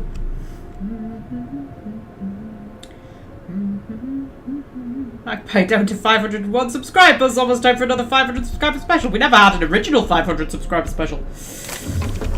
Actually, I went down to 500 at one point, so then I gained a one. So, you know, that was a bit exciting. Because I think the highest we got to was 512. This thing's orbit is stable, right? Ada checked before we docked? Captain? Yeah, sure. Probably. I bet she did. Probably. I feel like Ada would have told us if the orbit wasn't stable, right? Ada would have told us that, right? Ada would not have told us that, would she? Ada didn't even tell me that we had, like, defenses on the, airlock. So impressed. Okay, so...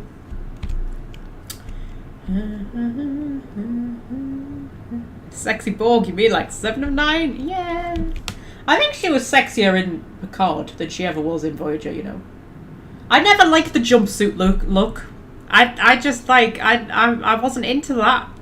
And the hair up in the tight bun, I was like, no, it didn't do it for me. I just thought that was weird. But she's quite sexy in Picard, where she's got like the leather jacket and everything, and she's got like the sexy mercenary type look. I quite enjoy that. Right, okay, so, ooh, there's an auto-mechanical that needs a bopping. Hi! That was very exciting. Oh, as it all kicked off. Oh, marvellous. I love it when everything kicks off. Right, actually, oh shit! I should get Olympia out, because she's my robot bopping hammer. Oh, man. Oh, I used Ruby Mark III to bop a robot. Oh, that's not going to go down well. Oh, Olympia's not going to be happy. She's going to be like, it's bad enough you replaced me. That Ruby's like your new favourite. You can't be using her to bop robots. Bopping robots is my thing. Oh, hello. Okay. There we go. Say, Olympia, I still need you. You still have your uses, don't worry. I still need you, Olympia. Right. Okay. So...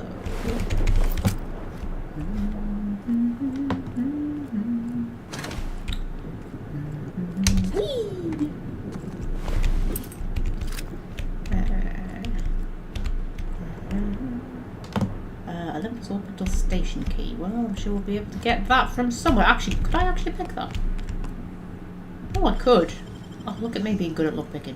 I mean, it's not me that's good at lockpicking, it's partly you that's good at lockpicking. And there's little sprats! Hello, little sprats! Hi! Right. So, pick me up plenty of like Magpie and shit. disappear back out. Because it's only going to be robots we'll be fighting, isn't it? Oh, there's a secret crawl space. Oh, I love a secret crawl space. Hi! You're so cute.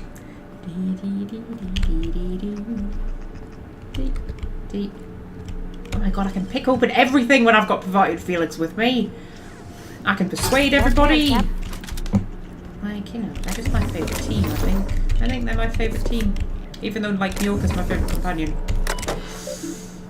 Ooh, we've got messages and shit. Right. Incoming messages from E. Mora. Subject, a last and lethal. Or something. A last and lethal warning. Pink slip protocol will be coming. Okay. RE progress report.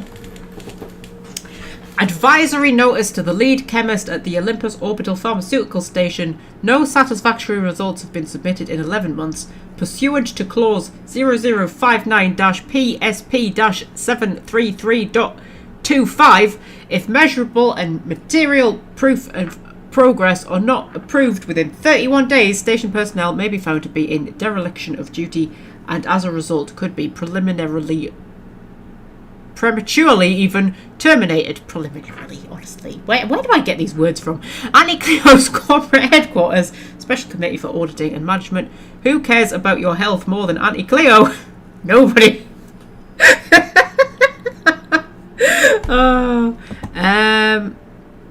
Postscript.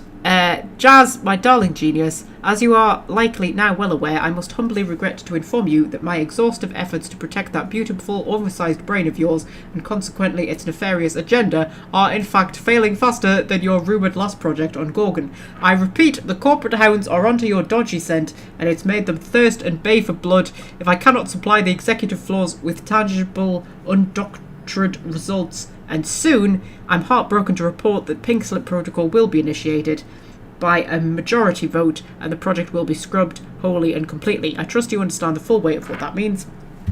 One canned project is an embarrassment of epic proportions, twice as unforgivable. Please, please, please, I am begging on bended knee, send me a working prototype. At this stage, even a fatally flawed one will do. Save yourself and your lab coats before this reflects poorly on my permanent record. Eternally yours, at least until the next failed delivery milestone. Your Chief Efficiency Inspector, Dr. Mora. Wow, who apparently really wanted to be a poet. Right, outgoing messages. Okay, I'll read that postscript. Nora Mora. My once darling, as you are likely now well aware, I don't want you to beg, I don't want you on bended knee, I don't want anything except to feed this infernal, indefensible, insatiable need.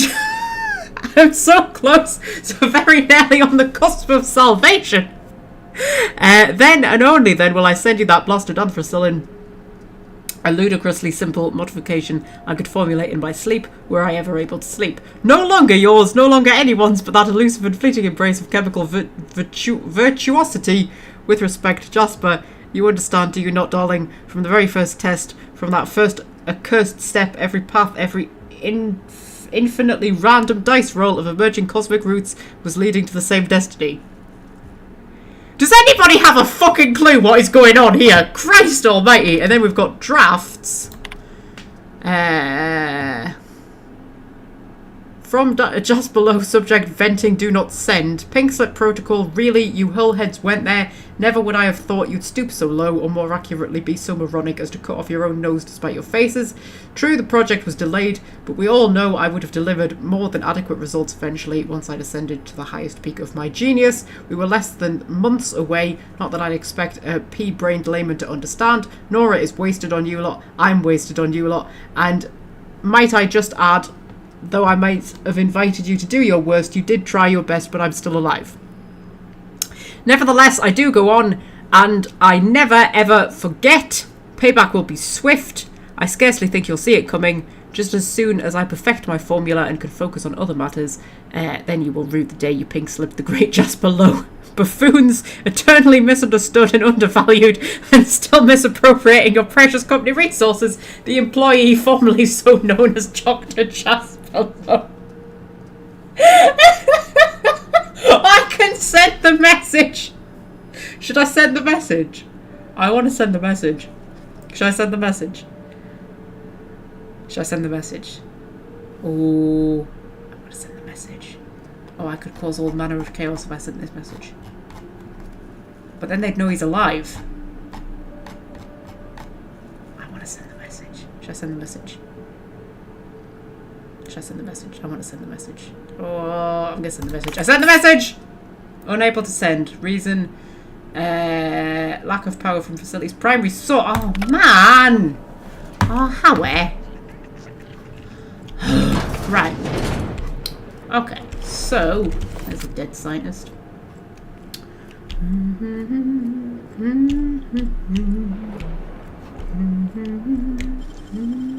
Oh, I'm running out of mag picks here. I'm getting too lockpick happy. Great work. And all I got out from that was a bloody mod I'm probably not going to use.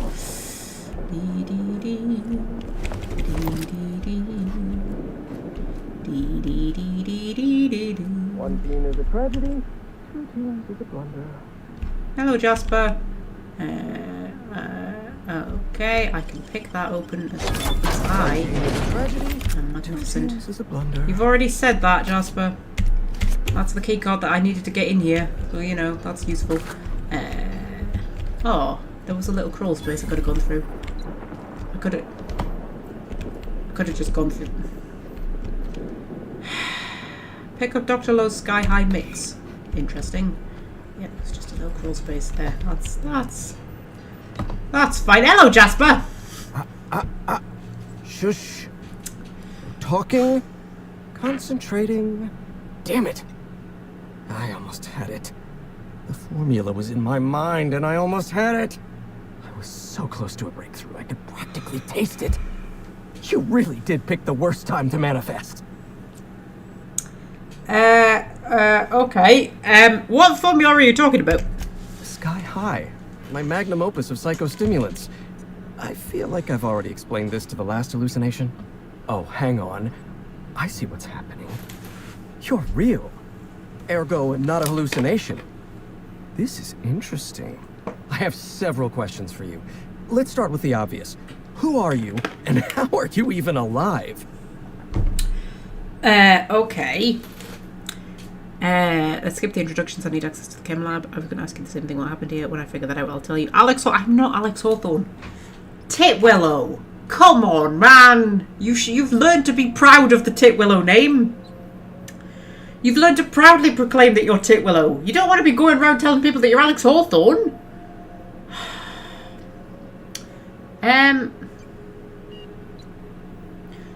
Okay. Yeah, what happened here? All sorts of things. Science, mainly. A little bit of research. If you're talking about all the dead bodies, that'd be the pink slip protocol. Right. That answers that. Next question. I think he's meant to be Do you saying, come there we bearing go. fresh pharmaceuticals? This guy looks like he's had enough. Look, we all know you're here to interrogate me. If I'm going to go through this ordeal, I'm not doing it sober. Okay.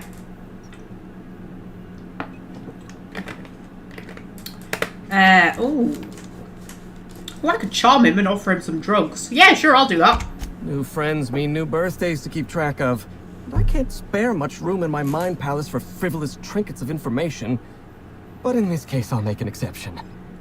You don't need to remember my birthday, that's alright. Because if you have to remember my birthday, then I have to remember your birthday, and that's just like, ooh, and I'd rather we just didn't remember each other's birthdays, you know what I mean? Like, I mean, birthdays don't really matter after the age of, like, what, 16? Like, what kind of adult celebrates a birthday? Like, seriously. Okay, actually, this year, my birthday's on a Saturday, and I've booked it off work, and I thought we could maybe do, like, an extra long live stream or something. I thought that'd be quite fun. Could have a birthday live stream. We could play 2 Point Hospital. We could play 2 Point Hospital for like 10 hours and Welsh Fred won't be able to say anything because it'll be my birthday, so I'll be able to do whatever I want. That sounds like the best idea ever!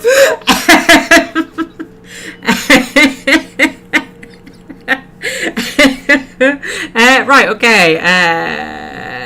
I need to get inside the chem lab on Gorgon. I need you to tell me what's going on, you know, just generally in life. Okay, I need to get inside the chem lab and Gorgon. No, you don't. There's nothing interesting in the chem lab. There's nothing interesting in Gorgon at all. Gorgon is a featureless rock dragged along by the gravitational current of a barren asteroid belt. The chem lab is a graveyard. You won't find anything there but the dead. Okay.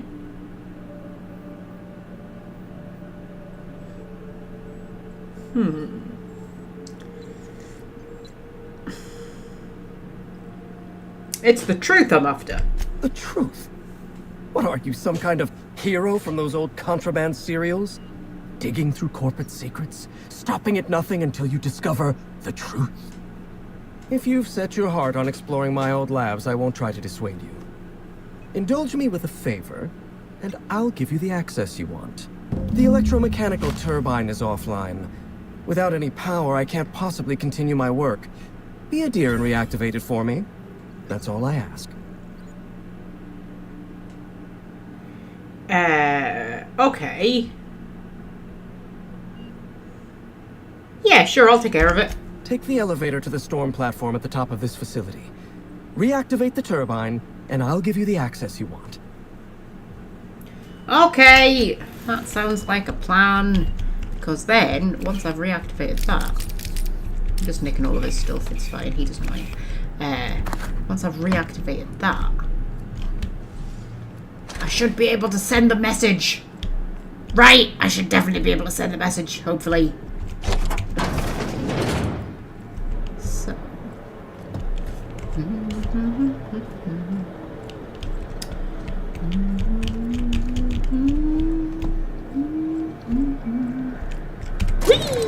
Oh, this is a fast lift. Jesus Christ. Oh, this is a bit sexy. Oh, this is so cool. Oh, we're actually like in the gas giant. I thought we were like in space around the gas giant. We're not. That, okay. You alright, boss? Uh-huh. Yeah, that was a little bit, I'm not joking, my heart jumped a little bit there. Oh, look how sexy this is, we're in a gas giant. I mean, presumably the atmosphere is like breathable, right? I mean, I would hope. I mean, we're not suffocating, so I'm assuming. Oh, this is so cool. You know what this reminds me of? This reminds me of the Shadowbroker ship. Shadowbroker ship from Mass Effect 2. You know, you have to like charge across the ship, and there's like electric stuff going on. Lightning. That's it. Electric stuff, you know. Yeah, this is so cool. Okay. That's a terminal. That's a dead scientist. Terminal.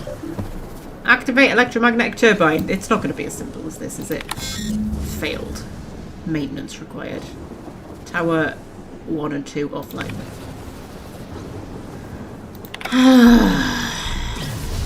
Why is nothing ever simple? Okay, Olympia, me and you, love. Me and you, oh, I cannot talk today, like even by my standards. Whee! Oh, Olympia! Oh, that was beautiful. Oh, see, darling, I still have love in my heart for you. You are quite wonderful, you know. Boop, boop, boop, boop, boop. There we go. And use that and get that powered up. And then there's a lot of auto mechanicals apparently. I can't see many of them, but you know, they're out there. Whee! And boop! And boop! You need more boots. Christ, how many boots do you need? That was it. And whee! And whee! And whee! Oh, this is so much fun. See, me and Olympia can still have fun together. There we go. Okay, is that it? We all good? Marvellous.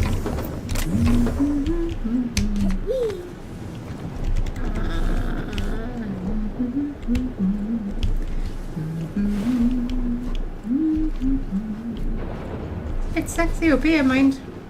It's a bit sexy. Security diagnostics. Okay. Where's the other one? It's over in that kind of a direction. Marvellous. There's more auto mechanicals. Oh, mag picks! Oh, I need mag picks. Oh, and then... Oh, actually, I don't need any mag picks to pick that open. That's alright then. Mechanicals. Whee! Oh, you know, I should definitely remember that Pavati has got her thing. There we go. Well done, Pavati. Go then. Ooh, there's a turret. That's exciting, and it killed me. You see, that's where a gun would have been useful, but I don't have such a thing. That was this my last autosave? Quick save even. Well, that's a bit rubbish. That was bad planning on my part. I wish you had dropped a quick save. Whee! Apparently I did not. Pavati! There we go. Whoa! You flew! That's cheating! Now I'm on fire! That's definitely cheating! Oh dear.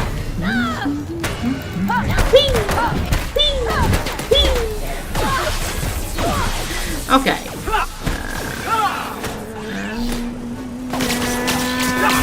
Is Pavati dead? Did you kill Pavati? Did you kill Pavati?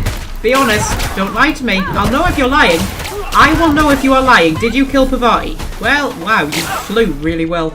Okay. Pavati's back alive again. As she should be. Is that it? Okay. Quick save then. Oh, Pavati, you're glowing.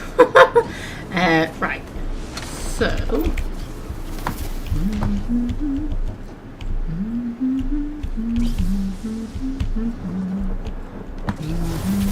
Wow, you died in a very sexy pose. That's the almost exact pose that Shale has in Dragon Age Origins before you wake her up. Right. So, flick the switch. There we go. Drop another quick save. There we go. Right, just let my companion's health come back. Which means we're just going to stand here for a second.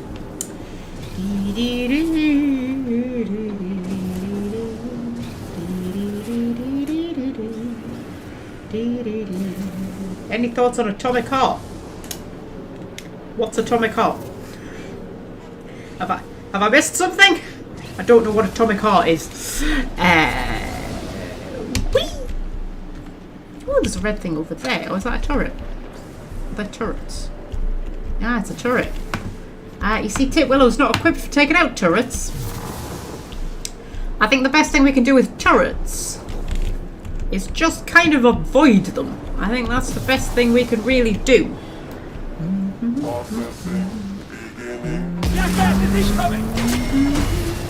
Don't set me on fire. That's rude.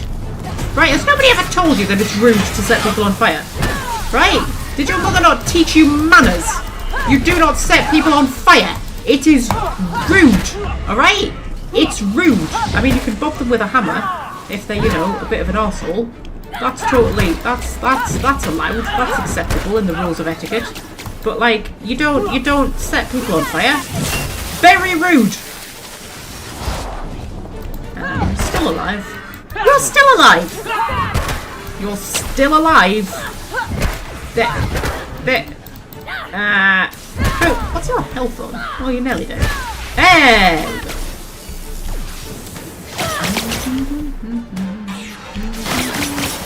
Whee! I'm just going to give myself a bit of a heal. That should wake my companions up. There we go. There we go. That's the last of them. Okay, we'll just avoid the turret. That's what we'll do. We'll avoid the turret.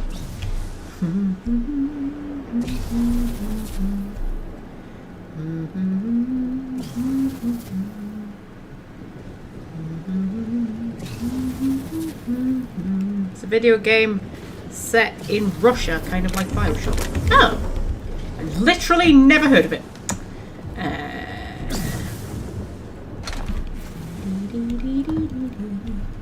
Oh, look how cool this is, man. Oh, this is so cool. I love space things. I love space things. I cannot tell you how much I love just space. Just sci-fi stuff and just things set in space and planets and just, oh, stuff. I just love just space stuff. Wait until you watch my Mass Effect series that I'm currently recording, because like there's a lot of nerding out over space stuff. Right, okay. Whee! Okay, and now I need to get back to there without triggering any turrets. Hello, little turret, I can see you. It's okay.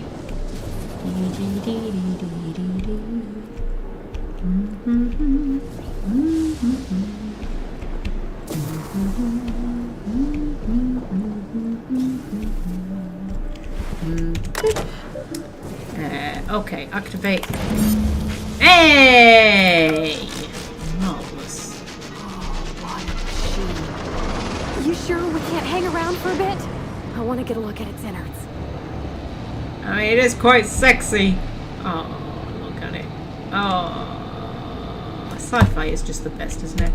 Isn't sci-fi the best? Oh, look at this! We're just in a gas giant! How freaking cool is that? Oh, do you remember when Brian Cox did his, he did his series on the solar system, where he just talked about, like, all the planets and moons and things in the solar system. I fucking loved that series so much, because he talked about, like, how unique they all were. And he went into loads of detail about each one. And I remember when he did Saturn, and he was talking about the rings of Saturn, and what the rings are made up of. They're made up of, like, these ice rock things, right? And he just went, oh, imagine sitting on one. And I was like, yes, that's the sort of shit I think about. Talking about other planets, I'm like, imagine just like sitting on one of the things that makes up the rings of Saturn. That would be amazing. Anyway, oh, that's a big drop. Let's not go down there. Let's use the stairs like a sensible person. Dee dee dee dee dee dee dee dee. Whee!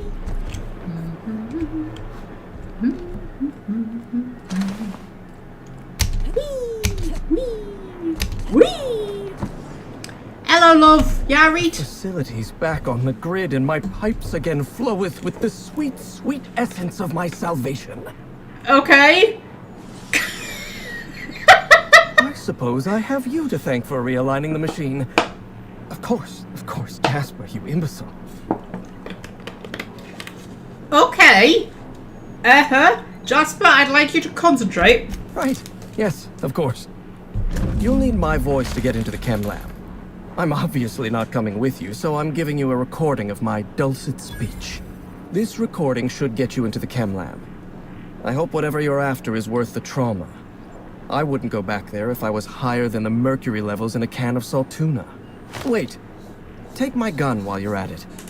If you end up dying on Gorgon, there's a non-zero chance I'll feel partially responsible. Neither of us want that.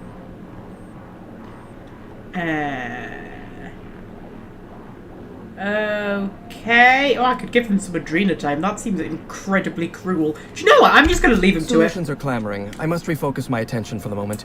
Goodbye. Okay, love. Yeah, you just... Good luck with everything. You just... Oh, I should be able to go and send that email now. If I can find where the hell the terminal was. Anybody remember where the terminal was? It might have been over this side, I think.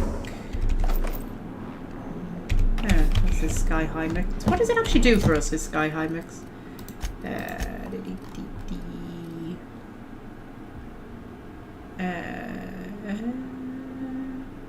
Will reduce the cost of actions during tactical time dilation by 80% for the duration.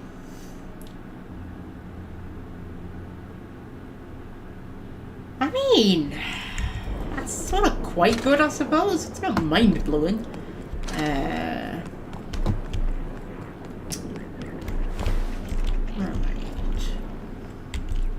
Was it this turn? Oh, it's got posters and stuff. That's so cool. Only you can protect fourth quarter profits. Right, drafts. Right, can I send it? Hey, I sent the message! Oh, Jasper, I've just screwed up your week. Right! Now they know you're alive. And they know you're coming for them. Oral scanner. Right, that's not how you spell oral.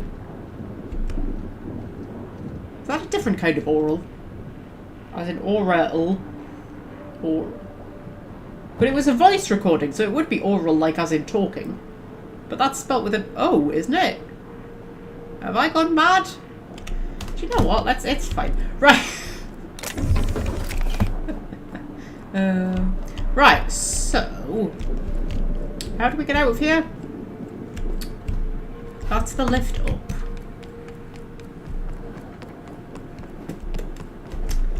I feel like we came from here, did we? Oh, there's more red things. Well, we've definitely been through here.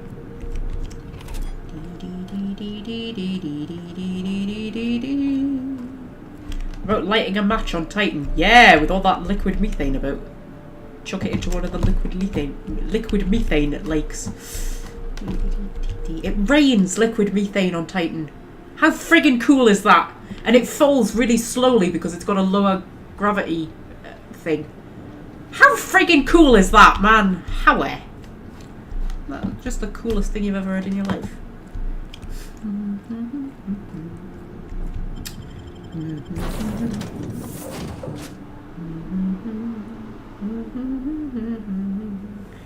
Right, so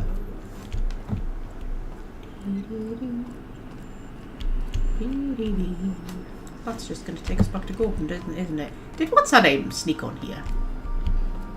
What's her name with the pink hair? Is she here? Oh, hello, receptionist Kelly. Your ship's real nice. I do hope the name's ironic, though. Okay, is there anywhere particular you want us to take you? Like the Groundbreaker? Or Byzantium or something? Like, you probably don't want to go to Gorgon. I feel like, you know, I mean, that's where we're headed, but that's probably not where you want to be. Or is she just going to tag along with us forever now? Maybe she's just going to tag along with us forever. That's kind of alright. That's fine.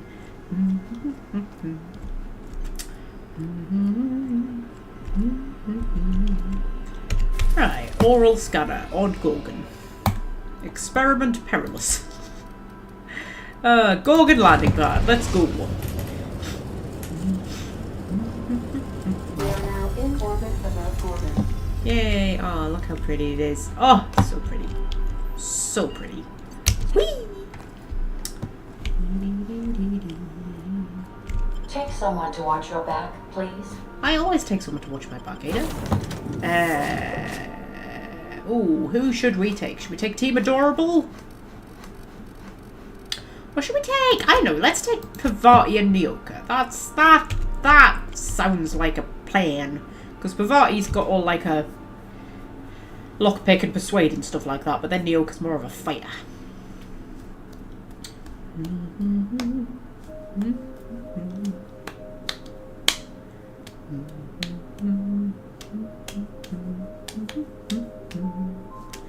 Anytime now, game.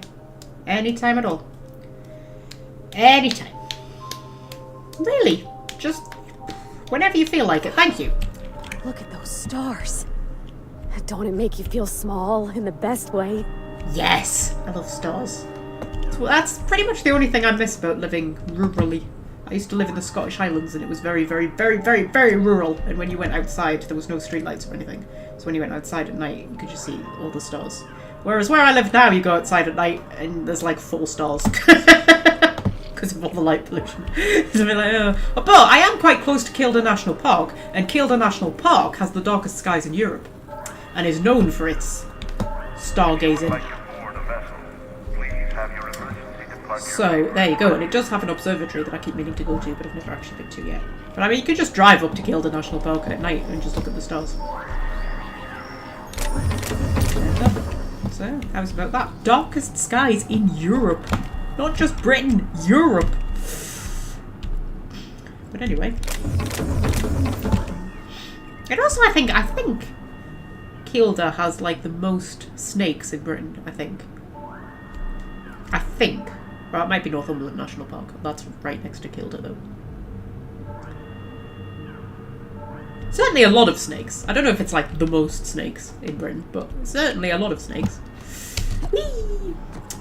By, you know, British standards.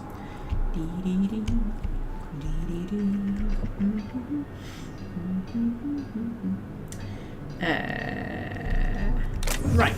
So, ooh, should we maybe clear our inventory out a little bit? Hello. Hey, stranger. Nice to see you're still alive. It's Titwillow. Let me know if you're looking for something particular. Do you know what I was thinking the other day?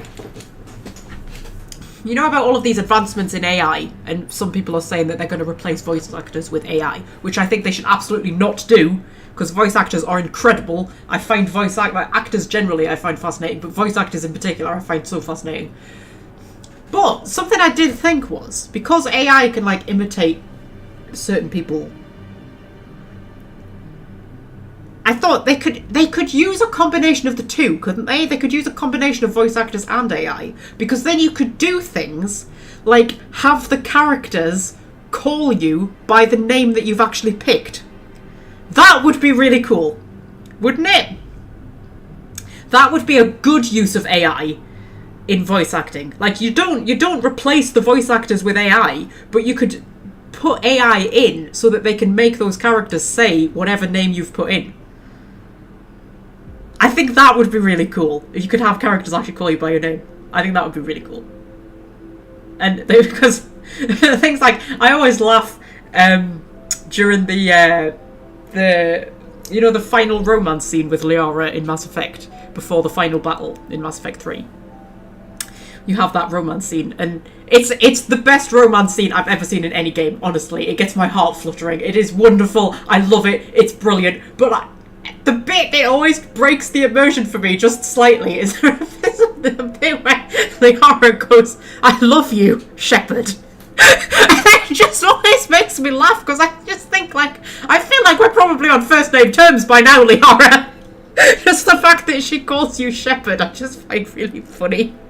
I'm like, it would have been better if they just had it as "I love you" without the Shepard bit, because I just think, why is she calling me Shepard? But anyway. But do you not think that would be a really cool use of AI? I think that would be a really cool use of AI. Like, don't replace the voice actors, but just have it so that it could yeah, that would be cool, right? I feel like that would be cool. Anyway, yes, what have you got for sale? All sorts of salvage and weapons. And plenty of. Right, so...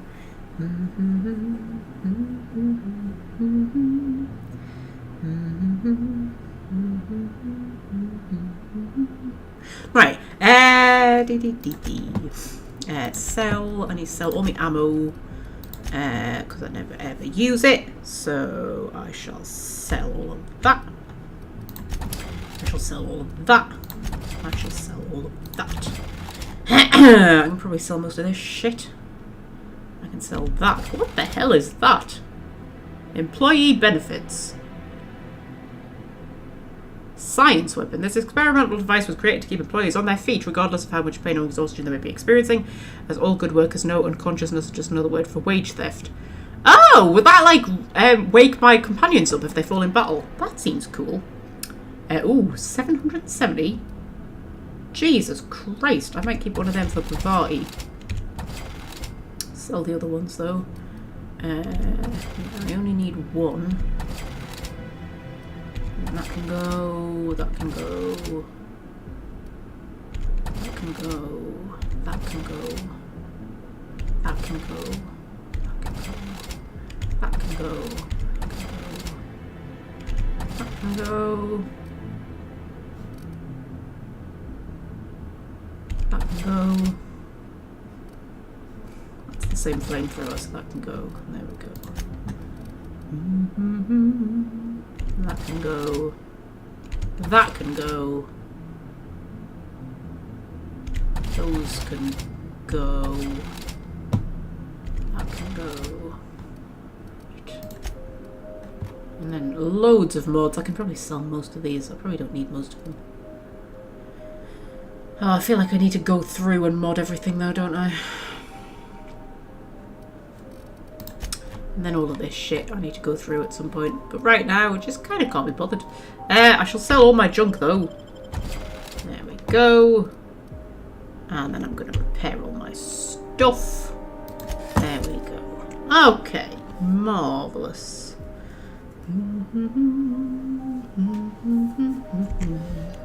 Right. So.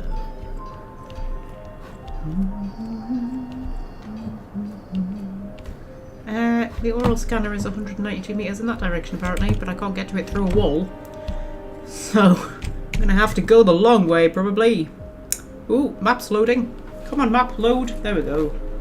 Where is it? It's there. I'm gonna have to go right the way around. Hello, man. Really? Really, game? Really? I'm gonna take a sip of my juice first. My poor throat is suffering.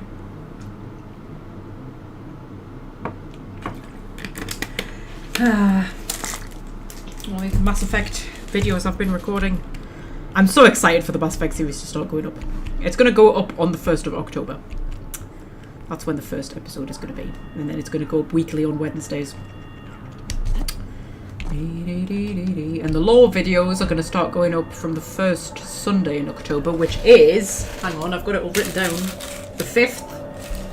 And then they should go up weekly, at least for a while.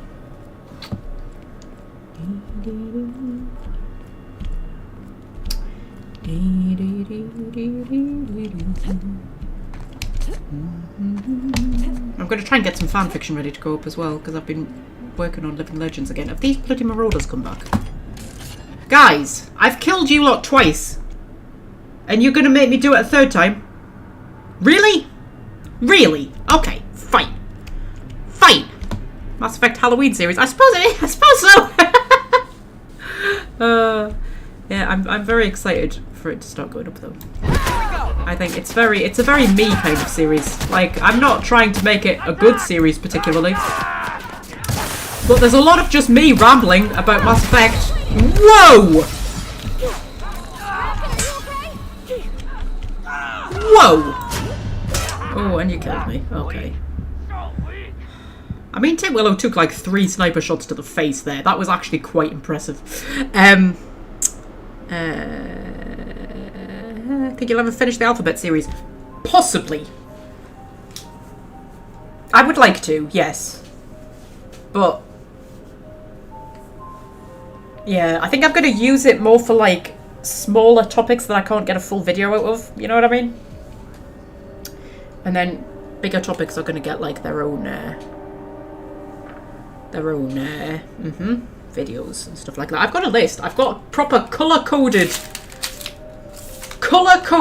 with like the dates that they're going to go up on. I've got notebooks. Oh man, I've got a notebook for the lore videos, right, with all the lore video ideas, and then the ones that I'm definitely going to do, all color-coded, and then like with the dates that they'll be going up, right? And then I've got a one for the Mass Effect series, also with the dates that each episode will be going up, and then I've got them ticked off when they've been recorded, edited, rendered, and then uploaded. None of them have been uploaded yet, obviously, but like, you know. So I've got 9 recorded and 8 edited and 5 rendered. So there you go. I say edited, they're not like properly edited. They're mostly unedited, but you know, they're a little bit edited. Right, okay, so Titwillow not so tanky anymore. I know, right? Bloody DLCs with their bloody harder enemies. Christ almighty, what's going on? Hello! Whee! Okay, Mr. Marauder Colossus. Think you're a tough guy, do you? Well, you are right, and I'm dying again. Fucking hell. Okay. We're gonna hide behind a rock. You know, like the brave warrior that we are. Just while my health comes back a little bit. There we go. Okay. Don't shoot Nyoka. Nyoka's my favourite. You do not shoot Titwillow's favourite. Ooh, hang on. I forgot to hit you. I ran up to him and then I forgot to bop him.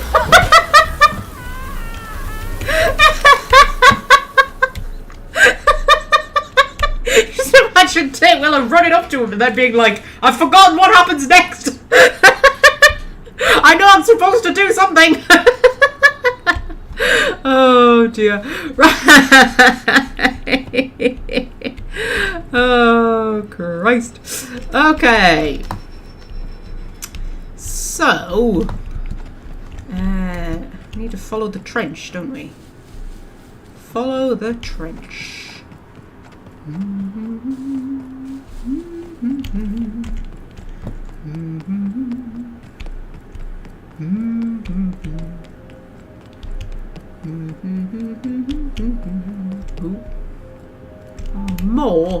Really? Really, game? More? Okay, that's fine. Oh. Bop! Bop! Bop. Oh, there was somebody dancing around there. Oh, hello! Whee! Whee! Ah, these bloody crack shots, I swear to God, they're so friggin' annoying. You're very annoying, Mr. Crackshot, but now you're dead. That makes you less annoying. Right, okay. People are never more annoying than when they're alive, are they? I find that. I find people are particularly annoying when they're alive. They're less annoying when they're dead. Right, so... Ooh, that's a raptidon head. Lovely.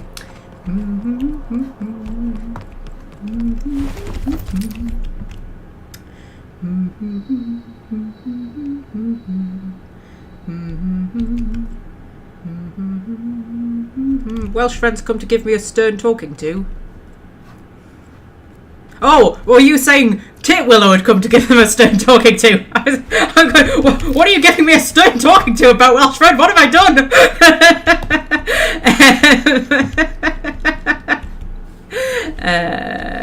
Right, okay.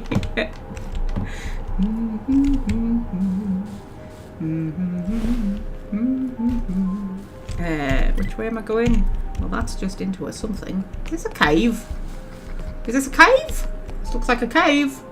Are you a cave? Oh, you look like a cave. Oh, this might cut through, but there might be monsters. Because there's a mega something around here somewhere, isn't there? A mega what's it? You know, a mega what's it? Like a regular what's it, but mega. You know. I think this is just cutting through.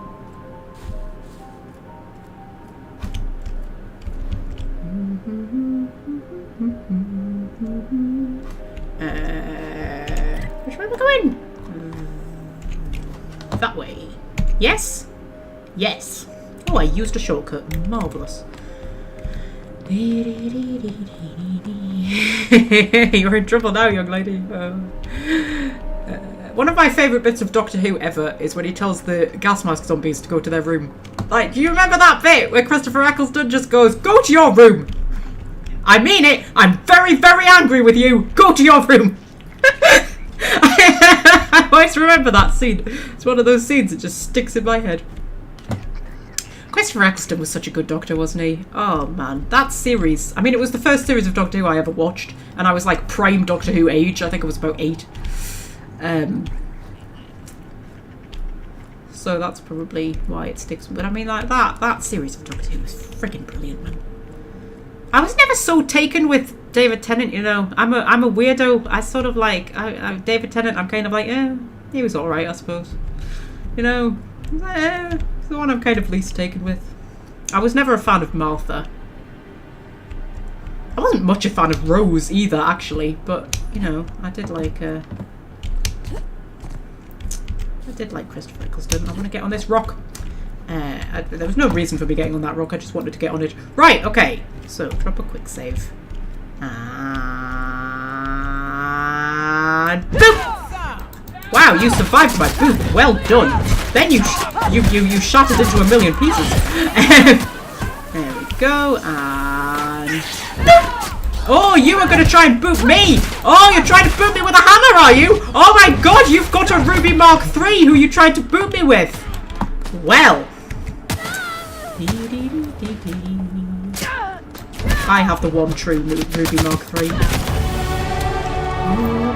I was going to say the one true Ruby, but there have been 3 rubies so far, so you know.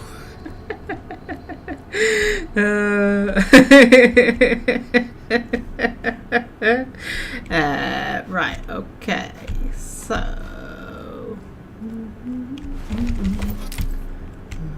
Yeah, he really did explode. Like, his limbs just went poof. His limbs just went, nah! We can't be dealing with this anymore. Taking the day off. Right. So, And that way we've got another level. Oh my god, the level ups are coming in thick and fast this live stream. Christ. I wanted to get determination up, didn't I? Yeah, I think determination's better than inspiration. Get that up to 100. When companions kill an enemy, they gain 50% health. Like, that's really good. When a companion is sent back to the unreliable, a different companion can replace them. Is not really that great. What's that? When companions kill an enemy, party gains critical hit chance. That's kind of alright. When companions kill an enemy, all companion abilities cool down minus 20%. That's a bit shit. Companions provide 10% skill bonus to player while on the unreliable. Ooh! I don't know why you would need skill bonuses on the unreliable, but, you know, that's kind of cool, I suppose. And then perks. What do we fancy? Fast travel when encumbered. We'll go with that. In case we ever need it. Right. Not that I get encumbered very much, but, you know. Caves are terrifying and some spelunkers are nuts enough to get stuck down them. Oh yeah, who was the guy who got stuck in, is it called Nutty Putty Cave? And he got stuck upside down. And they couldn't get him out and he had a heart attack and died. That story haunts me. And, because I'm the type of person who goes on YouTube and finds, like, creepy stories about, like, you know, supernatural stuff, but also, like, just, like true crime as well and stuff like that, and murderers and things, just anything kind of in that vein, and just like horrific things, right? Because I'm like that, right? And I'm morbid, and I usually find them like fascinating. And even like the really horrific ones, there's always part of me that's like, oh, but that's really interesting, you know. And it's like you're learning about all these stories and things that have happened. That one, whenever that one comes up in a video, I skip it because I cannot deal with it. I don't know what it is about that story. It really bothers me. And I think it's the fact that they nearly got him out. And then they didn't manage to in the end. I don't know what it is. I cannot deal with that. I've heard it once. And then ever since then, whenever it's come up in a video, I'm like, nope, absolutely not. I'm not listening to that. I don't know what it is. But I'm just like, I'm not normally like squeamish or particularly like sensitive about hearing about stuff like that. But that one I can't deal with. I can't remember what his name was. But I know that you can't get into the cave now. I think they shut it off. And they had to leave his body down there because they couldn't get it out. So he's just down there. Oh, it's horrible. Oh, yeah, that one. That was one of the ones where I was like, I wish I could unwatch that YouTube video. Do you know what I mean? You're just like, I wish I hadn't learned about that. I didn't want to know about that. And that's pretty much the only thing, I think, in all of my hunting for sort of dark, morbid stories. I think that's the only one where I've ever gone, I wish I never knew about that one. That one really haunted me. I couldn't deal with it. I don't know why. I don't know why particularly, but yeah. Ugh. Anyway. Not that I like particularly enjoy learning about awful things that have happened to real people, you know, when I come across other similar stories, but I don't get like really haunted by it. They don't stay with me. You know what I mean? That one, oh man, nah. Yeah.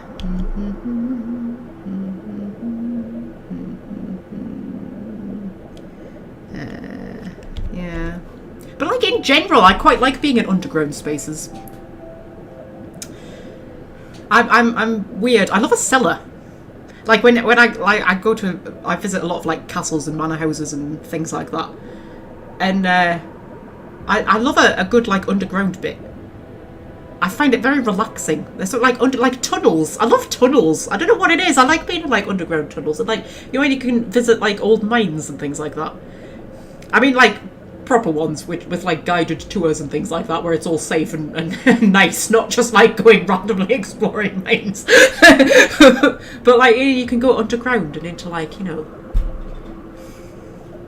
caves and things like that. We visited a lot of mines in Wales. We used to go on holidays to Wales and go visit mines. That was my exciting childhood. And I loved the ones where you could there was like rivers and you would go in on a little boat and you were in like an underground river. And then you would come out into like a big cave. Oh man, I used to love stuff like that. Yeah, I like being underground. That's kind of. I wouldn't want to be in a really tight claustrophobic cave though. That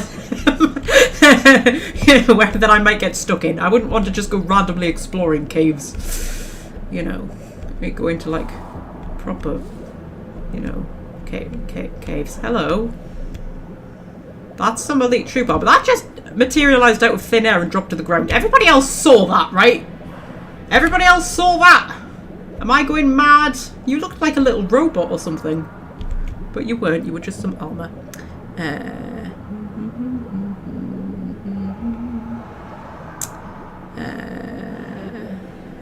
Fred has a fear of heights. I'm not good with heights. I'm not good with heights. No. Heights and deep water. Because I can't swim. But like, water generally, like I can't put my face in water. I hate having water on my face. But like, I don't like, you see, it's weird because I like the sea. I like the beach. And I like to like go out on a pier. But it's a bit, do you ever have a sort of thing where like there's something that you're afraid of, but it gives you a bit of like an adrenaline rush? So in a weird way you almost enjoy it. I'm a bit like that with like the sea. Like I'll walk out along a pier and look down into the sea. And it freaks me out, but in a way that I kind of enjoy. It's strange, but yeah, I'm not good with, I get really bad vertigo actually. I think that's why I'm not so good with heights. There's an open air museum that I go to near here called Beamish. I put a load of pictures in the Discord once, I think, when I'd been there. And there's each section is set in like a different time zone, a time period. So there's like an 1800s manor house, there's a 1920s town, there's a 1910s pit village. They've just opened a 1960s town as well. I feel like there's another one that I'm forgetting. But anyway, there's a 1940s farm, that's it. But in the pit village, you can go to like this, it's like an old mine. And there's a bit that you go up into like where all the machinery and stuff is. And you can walk out onto like a little balcony. And you get this huge view, right? And it proper sets my vertigo off, and it's really weird. It's such a strange feeling. I can't describe it. It's like you step out, and it's like I lose all sense of balance or focus, and it's just really straight. And it's a beautiful view, so I like being out there and looking at it. But I just feel really like sick, like I'm on a ship. Do you know what I mean? Like the ground's moving beneath me. And then the moment I turn around and go back in, it's like everything just goes zoop. Like everything just closes back in and I'm fine again. It's so weird. So I think that's why I'm not good with heights, because I feel like my balance goes off completely. Like I just feel like I'm going to fall forwards. So that's why.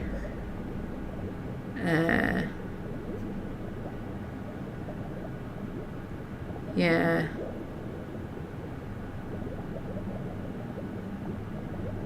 Yeah. So that's why I'm not so great with heights. But I remember watching, I went to the cinema to see, I cannot remember what it was called. It came out a few years ago. It was about a hot air balloon. It was based on a true story. It was one of those like based on a true story but really not very close to the true story kind of films, where they went up in a hot air balloon. And they were doing some experiment with the weather or something like that. And there was a whole scene where she had to climb to the top of the hot air balloon while it was flying. And I swear to God, I couldn't watch it. I literally, like, I went to see it with my mother, right? And I was literally sat there looking at my feet with my hands over my eyes like this, just going like, just tell me when it's over. It was awful. Like, I could not watch it. I was just like, nope, can't deal with this. But I'm exactly the same when watching anything to do with like lots of like Titanic. I can't watch Titanic. I can't watch it because of the water. I can't deal with it. Yeah. So I have the same sort of reaction to water. In fact, even just like I remember like there was a scene in it was an episode called The Midwife, I think, where she had a panic attack in a swimming pool, and I couldn't watch it because she was in a swimming pool. It wasn't a panic attack, it was an asthma attack. That's right. She had an asthma attack in the swimming pool, right? And, like, she didn't even really go under the water. It was just the fact that she was in the swimming pool. And I don't know. I can't watch people have their faces close to water. I can't do it. Oh. How many in the UK can't swim? Most people can swim, Fred. It's a me thing. And I think the reason is because I've always had a fear of water and drowning generally. Even when I was like very, very little. Pavati, shut up. I'm going off on a tangent, alright? We'll get back to the game in a minute. So I think that's why I've never really been... Because I have definitely learned to swim. It's just then the moment I get back in the water again, I forget everything. And I think it's because of the phobia of water that I can't swim, because I get in water and just panic. I think that's what it is. Oh dear.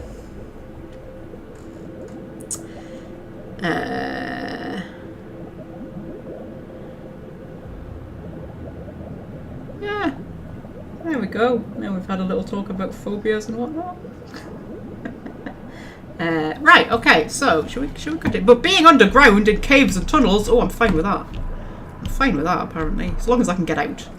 Are they primals? They look like primals. Hello, primal contagion. Oh, that doesn't sound good. Hey! Ooh! Oh, you flew. Hello. Oh, don't throw acid rocks at me. That's not friendly. That's not nice. Oh, you spluted that right in my face. Oh, I don't like it when people sploot in my face. Oh, you're a big one as well. Okay, this is getting a little bit dramatic. Let's just. Do you know what? I can slow down time. That's a thing I should definitely be remembering I could do. Okay, let's just assess the situation. That's quite a lot of the old primals there. I'm gonna take some more health juice. And then I'm gonna run. Do you know what I'm gonna do? I'm gonna run. I feel like that's the best tactical decision right at this moment. And I'm gonna take some more health juice. And I'm gonna keep running. And then okay. That's alright. Just get some of our health back. This is all fine. And then are they going back to where they started? Permanently maimed. Your arms have taken way too much damage and you're no longer as good with weapons as you used to be. Does that include hammers? That probably includes hammers. We'll reject that. Right. Okay.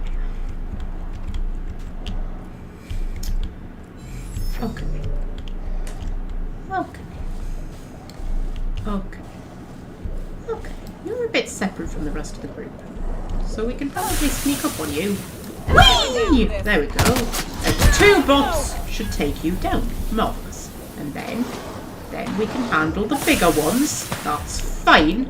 I'm walking through poisons, which is less fine. It's okay. Titwillow seems fairly immune to poison. There we go. As long as we can actually get the hammer on them without dying, they go down pretty quickly. Right. So.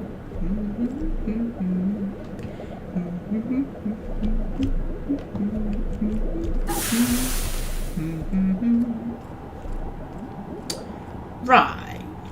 So.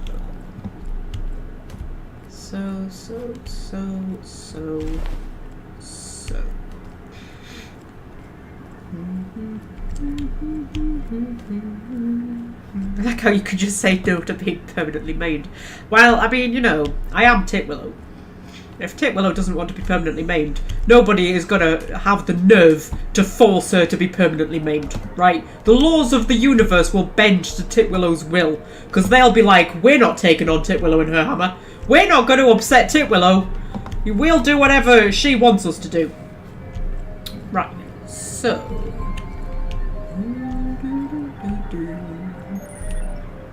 Okay, this is the chem lab that we've spent so long trying to get into, where we'll discover secrets and answers and mysteries and all sorts of things. So, I'm going to take a quick break. I'm going to pop the kitten break screen on. And I shall be back momentarily.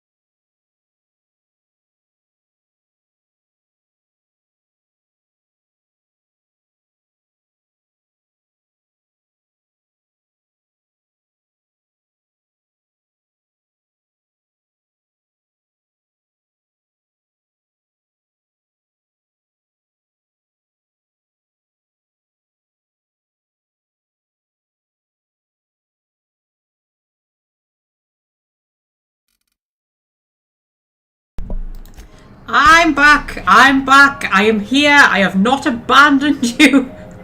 I did not forget. I just had to... I hung my towels out before the live stream started. And because it was sunny and windy. And now I looked out and it looked like it was going to rain. And I thought, I need to get my towels in. And then obviously I had to hang them up inside because they're not completely dry yet. I mean, they're mostly dry because towels dry really quickly. So I had to hang them up inside. I haven't even made myself a cup of tea. I rushed back after doing all of that to get to the live stream. I haven't even made myself a cup of tea. I sacrificed a cup of tea for you lot. Also, I've drunk too many cups of tea today, and if I drink another one, I'll be up all night. Why is my caps lock on? Ooh, hello. Right, okay, so, what were we doing?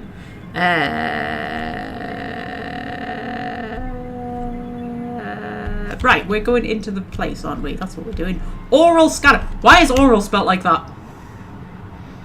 That's genuinely bugging me. Why is oral spelt like that? Is there a second spelling of oral? Like, what the hell is oh, okay. This facility is currently experiencing a heightened security event.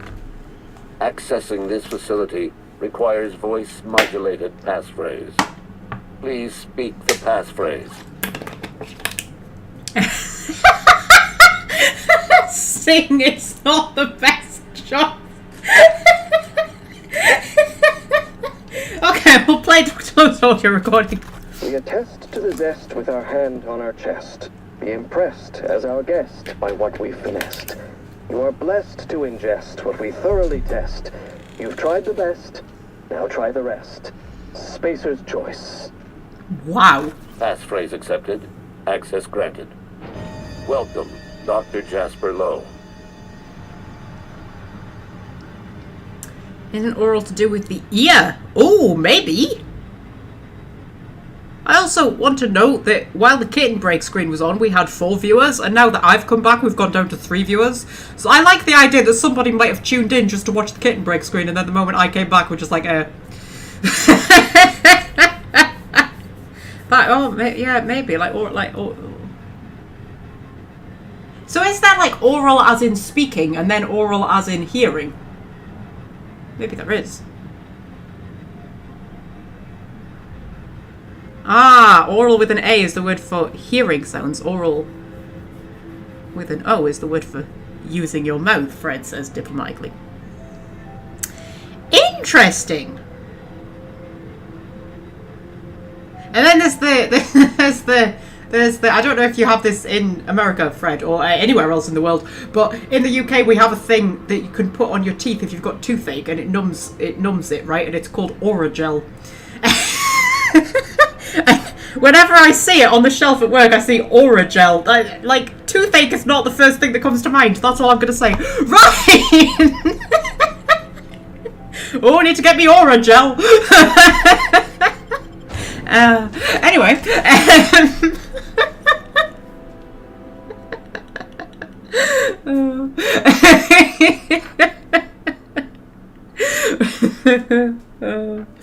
Right. So... Ooh, okay. Access the chem lab. Oh. Dead marauders. Dead mechs. Well, looks like Monarch ain't the only place they gave up on. They've given up on everywhere, love. They've just given up. This colony is fucked. I mean, it's not. Because, like... The problem with this colony is they're all dying of malnutrition, and you literally solve that in Edgewater. Like, Adelaide solves the problem of the fact that they're dying of malnutrition, which I just think the game seems to forget. It seems to forget the fact that, like, we've solved the problem. It's just nobody wants to use the solution. You know, much like real life. How often do we solve problems? It's just nobody wants to use the solution because, you know, it's not profitable or whatever.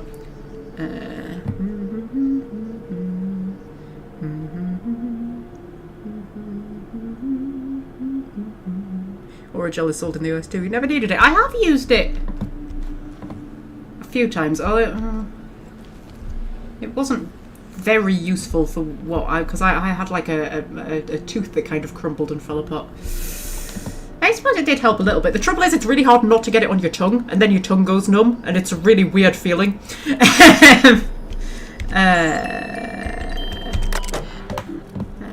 Urgent notification. This urgent notification brought to you by the Spacer's Choice Automated Subsurface Behavior Notification System. Please be informed that one or more of the following high priority conditions are likely to be active in your office or workplace. 1. Escaped primals. 2. Unlawful discussion of subversive cultural material. 3. Extended and unauthorized break.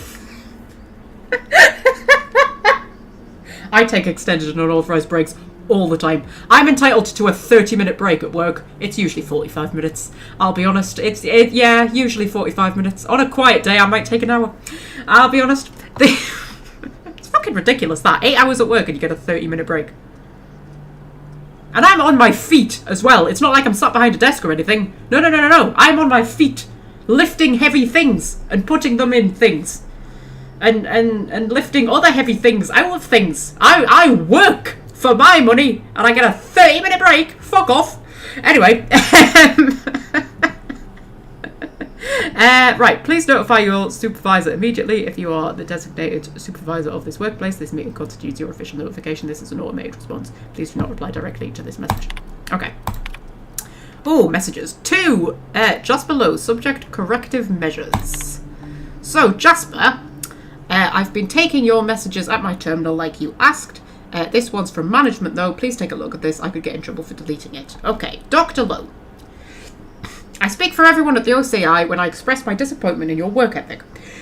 The quality of Compound X harvested and enriched at your laboratory falls well below Spacer's Choice standards. It is my professional opinion that the quality of one's work reflects the quality of one's spirit. Lazy workers deliver lazy work. Round up your researchers, fire 1 in 10. I expect you and your remaining researchers to deliver the next batch of chemicals to HIA under an accelerated timetable.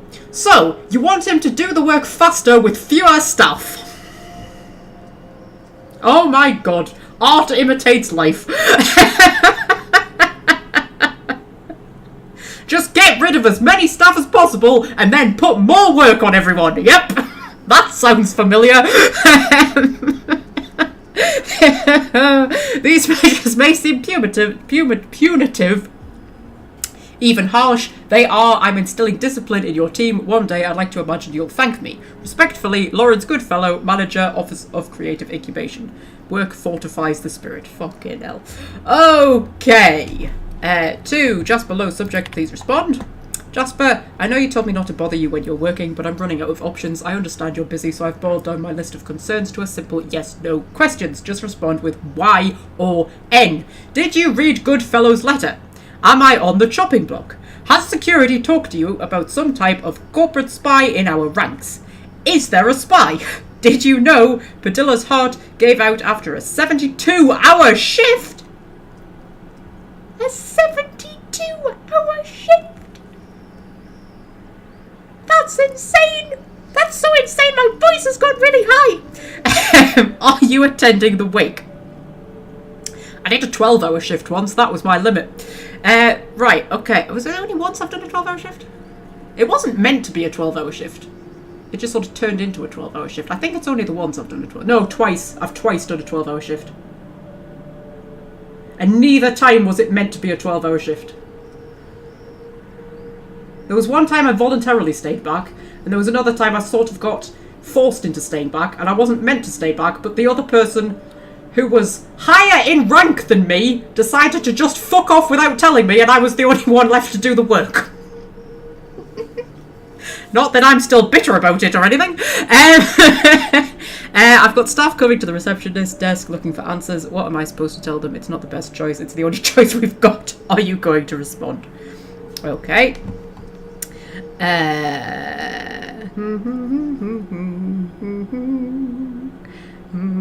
Don't forget the CEO's bonus. Don't get me fucking started, love. The bloody took our bonuses away from us.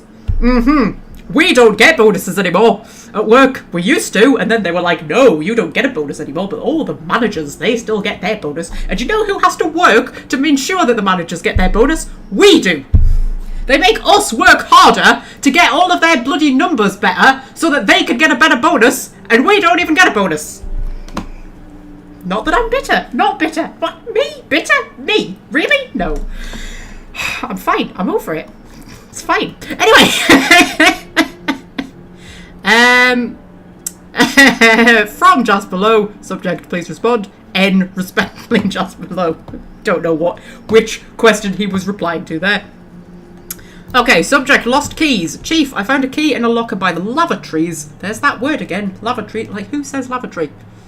Nobody says lavatory. The key belongs to Dr. Lowe. Please retrieve the key and return it to him. I do it myself, but Dr. Lowe can be pretty paranoid. If I show up at his door with a key in my hand, he'll assume I stole it in order to fabricate a reason to check up on him. Okay. Right. So.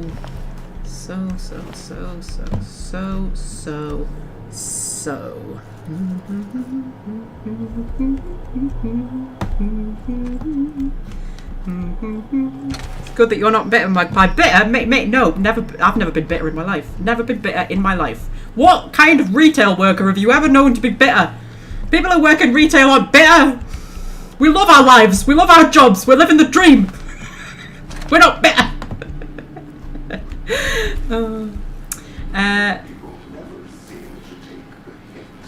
Oh, the mysterious figure's back.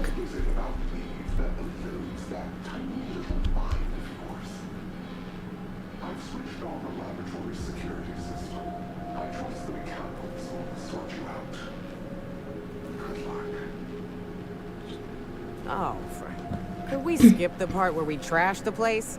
We've lived through a hell of a lot tougher than some rust bucket security box. If this is that shadow from the OCI, I am losing my patience with the cloak and dagger. Okay. Pavati got anything to say? Pavati has got nothing to say. Okay.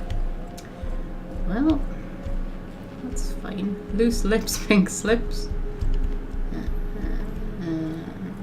Bones and gears don't mix. Worker injuries affect our bottom line. You'd use caution when operating heavy machinery. You see, I thought it was going to be something about, like, if you get your hand trapped in the machine, it might damage the machine, and we don't want that.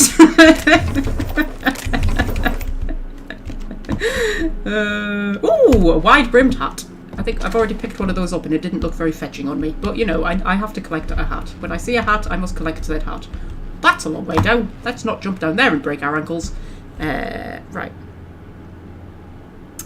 There's no happier person than a retail worker dealing with a customer. Yeah, I mean, we just... Oh, man. Like, why would anybody want to work anywhere else than in retail? Like, oh, it's just a dream, isn't it? Just a dream. Oh. I do kind of enjoy my job, you know. I do quite enjoy my job. It suits me. I'm going to say that. It suits me. And, you know, it pays the bills. It's fine. There we go. It's stress-free. I will say that much. It's stress-free. But at least it's free of any real stress. It's not like, you know, I don't go home at night thinking about my work day, you know. You clock in, you do the work, you clock out, and you forget about it. And that's kind of what I want from a job. I'm not one of those people who wants her job to be her life. I don't want a career. I'm quite happy just having a job. You know what I mean? Having, you know, enough spare time to do things like live stream video games. Okay. Whee! Processing. There we go.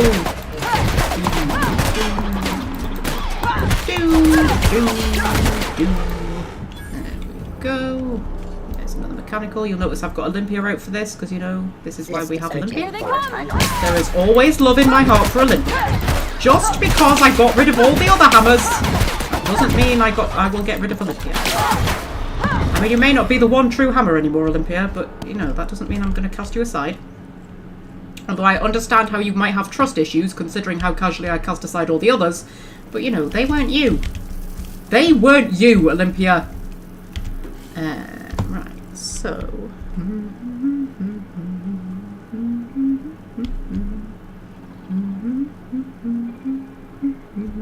You imagine being a doctor, I know, right? Like, why would you? Why would you? Especially considering they don't even get paid that much. Like, well, not on the NHS anyway. Certainly not the junior doctors. All the stress that they're under. I mean, you must have, like, just no life. Like, what? Like, what is the point? No.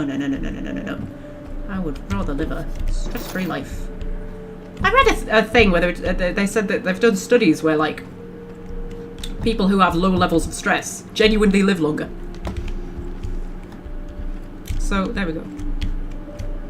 But also there was a third. So there was two types of people. There was people who have a lot of stress, who don't live as long, people who have a relatively stress-free life live longer. But then there's a third category of people, and that's people who thrive on stress. Like they use stress. They find stress kind of like motivating. And they live longer than people who have relatively stress-free lives. But you know what? I'm going to let them have their long life, because I am not a person who thrives on thrives on stress. That's not me. Me and stress don't mix. I don't handle stress well. That's like, no, I'm quite happy to live a stress-free life and live slightly less long than somebody who thrives on stress. So, you know.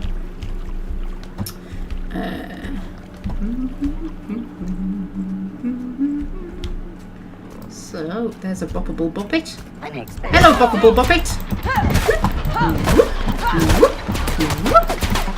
Oh, he can't rotate fast enough to catch me, bless him. Oh. I'm gonna call Max boppets now. Oh, do you remember the boppet? The kid's toy? The boppet, where you had to bop it and it was like twist it and spin it and flick it and... Oh, what was the other one? There was twist it, spin it, flick it. Oh, there was another one, and then there was Bop It. Oh, I fucking loved my Bop It. I used to spend so much time on that. Oh, I was just in training for being Titwillow, that's what it was. All those years ago, I knew one day I would be Titwillow, wandering around bopping people with me hammer. I was getting me bopping skills up to snuff.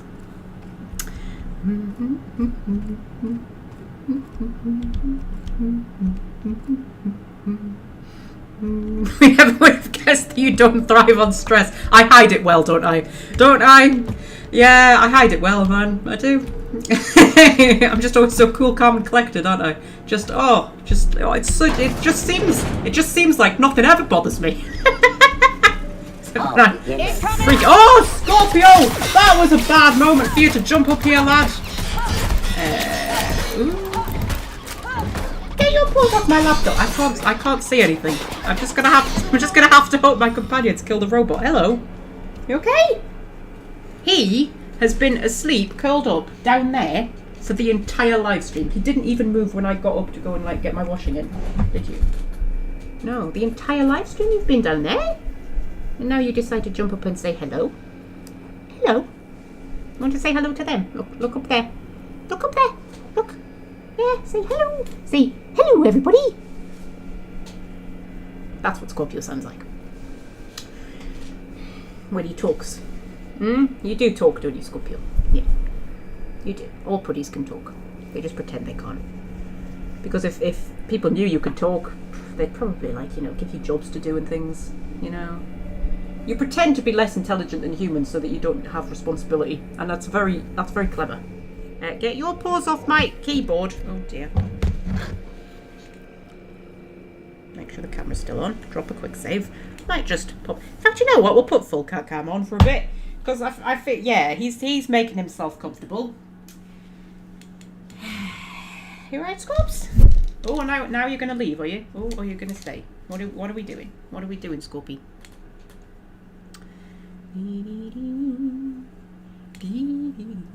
Hello. Ooh. You okay, sweetie? What are you up to? What are you doing?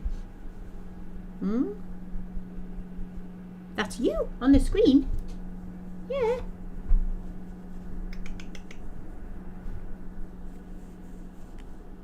Yeah. Such a beautiful boy, aren't you? Yes. Yeah, where are you going?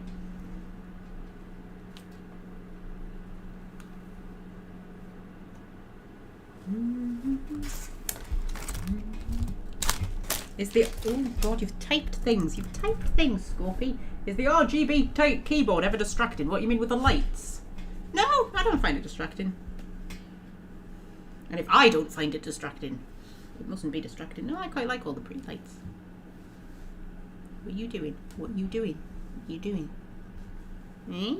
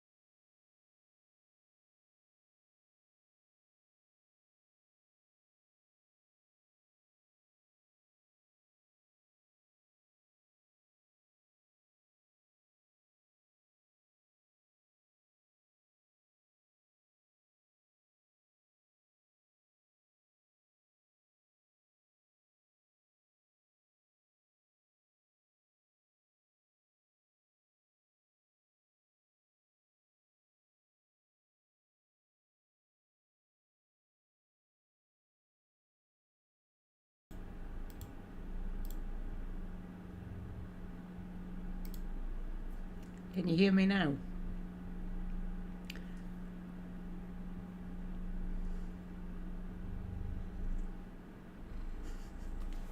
I'm gonna type. Can you hear me now? Hey, you can hear me now. Okay. Can you hear me now? Can you hear me now? Welsh friend says yes. I'm gonna wait for double confirmation. I think probably what was going on there. Yes, you can hear me. Because a while back we had a live stream. I just give you a view of Scorpio. I can't do anything because he's there. Like, I can't play the game while he's there. Can I, Scorpio? Put it back a little bit. You can see me a little bit. You're more interested in the car, aren't you? Yeah, a few weeks ago we had a live stream where it was the game audio that you couldn't hear. Right? And I had to so you couldn't hear it on the actual live stream when the live stream was live, right? And I had to go in and mess about with the settings a little bit to get you to hear it again, right? But then when I went back and watched the live stream, like, that was recorded on YouTube, like going back and watching it after, the sound was there, so it was being recorded. And I think that's what's happened here as well. So I think when you go back and watch the live stream after it's finished, that sound should be there, I think, because I've done exactly the same as I did then. So it's a bit weird. I don't know why that happens. But anyway, so we're stuck doing this now because there's a cat. So, I mean, I'm going to open the Outer Worlds back up. There we go.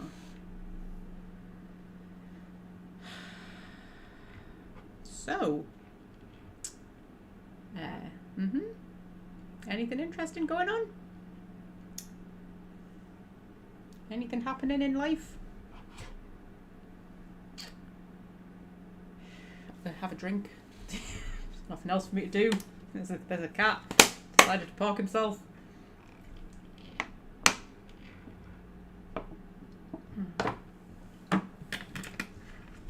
Okay, sweetie. In fact, actually, I'm going to put my OBS back on. There we go, so I can see what you're doing. I can see what it looks like on the camera. Look down here. Look down here. I feel like it's been a while since we've had proper cat cam. Like, proper cat cam that actually, like, just grounds the entire live stream to a halt cat cam. I feel like it's been a while since we've had that. I think it's because with the weather being warmer, they've been quite restless. I haven't really wanted to just, like, come up here and sit. But it's got a bit cooler recently, hasn't it? Well, it's meant to get warmer again.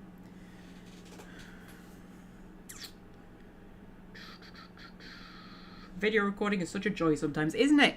Isn't it? We've gone up to 7 viewers though, so you know.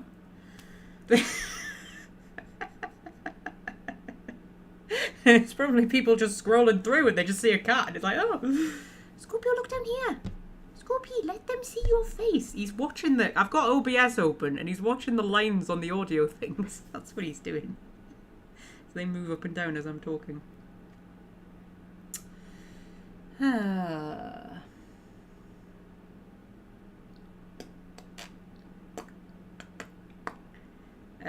Is there anything I can tell you? What could I tell you? What could I tell you? I could tell you what lore videos I'm planning on recording. I've got a list. I've got a colour-coded list done with highlighters. I can tell you that. I've got 16 planned. I've got ideas for more after that. But, you know, so we've got... I'm doing Dragon Age, The Outer Worlds and Mass Effect. I've got a mix. So, this is my plan. I'm not guaranteeing that it's going to stay this way, but this is my plan, right? For the first one, on the 5th of October, we have got an overview of the Ferelden Monarchy, how the Ferelden Monarchy functions, and how that affects the Landsmeet choice in Dragon Age Origins. And I've written that one. I've written a script for that one, right?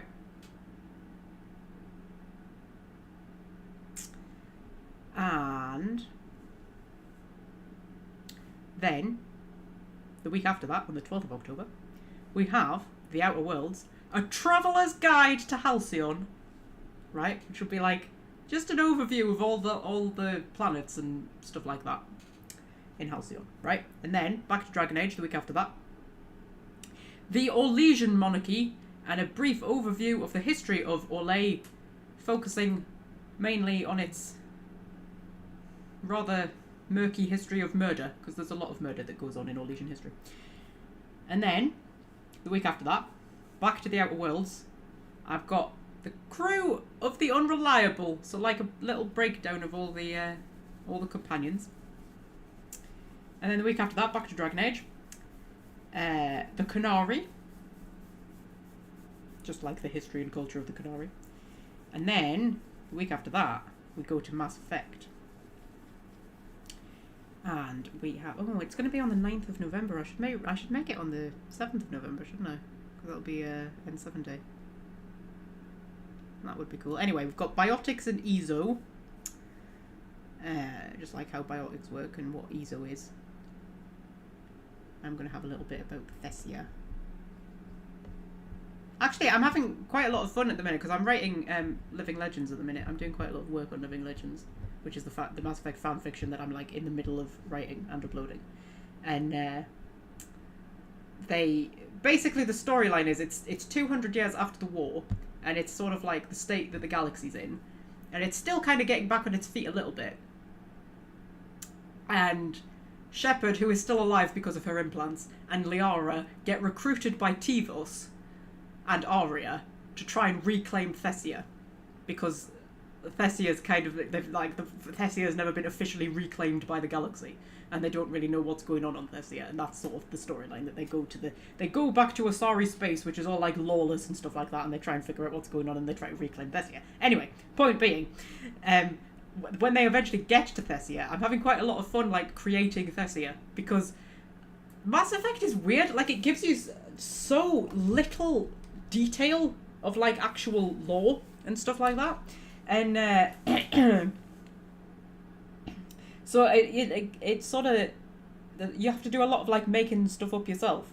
And the thing about Thessia is it's very rich in element 0, and it's meant to be, element 0 is like toxic to non-biotics, so that's interesting. But I'm sort of like just inventing all of the ways that makes Thessia really unique, because a lot of its like animal life are meant to be biotics. And then I've also kind of created that its plant life are also biotics, like you have like biotic trees and things like that. That would be quite cool. I'm having quite a lot of fun creating Thessia. Anyway, yes. That was for the 9th of November. It's going to be biotics, element 0, the Asari, Thessia, etc. And then, week after that, back to Dragon Age, Navarra, the history and politics of Navarra. I have a little personal theory about Navarra, but I'm not going to spoil it for you. And then, week after that, back to Mass Effect, Cerberus, a history of. Week after that, back to Dragon Age, the Exalted Marches, like just a breakdown of all of them. Week after that, back to Mass Effect, the Rachni, so a history of the Rachni and the Rachni Wars, etc. Asari lore seems to have been made up as the games went on. Yeah. Element 0 is toxic like lyrium. Yeah, Element 0 is the lyrium of the Mass Effect world. I swear to God, Mass Effect and Dragon Age are literally like just the same game, only one's sci-fi and one's fantasy. Yeah, I like in Living Legends as well. I think I've taken some liberties with like how biotics work and how Element 0 works. But the lore is so vague. I think you can do that. Yeah. But yes, I'm having quite a lot of fun of like, I like the idea of having like you know, the water will have ESO in it. So when it rains, the rain will have ESO in it. And then like I just think that would be really cool. Anyway, where was I up to? The Rachni. Okay. Then the week after that, back to Dragon Age, the Evanurus. A deep dive on the Evanurus. I already covered the Evanurus in one of the A to Z videos, but I think I could do a more detailed one. Plus, we got a lot of extra lore in Veilguard, so you know. And then, week after that, back to Mass Effect, Justicars and the Ardot Yokshi, and Samara as well, and just like a general overview of all of that. And then, week after that, A Traveller's Guide to Thedas. So that would be like a breakdown of each country and like what the climates are like and what the political situations are like and what the culture is like, etc. Week after that, back to Mass Effect, Omega and Aria. I don't know if I'll be able to get a full video out of that. I'm going to try. And then the week after that, back to Dragon Age, A History of the Chantry. And then week after that, back to Mass Effect, The Races of the Galaxy. So just like kind of an overview of all of the various races. So that's the ones that I've got like planned so far. And then I keep having more ideas.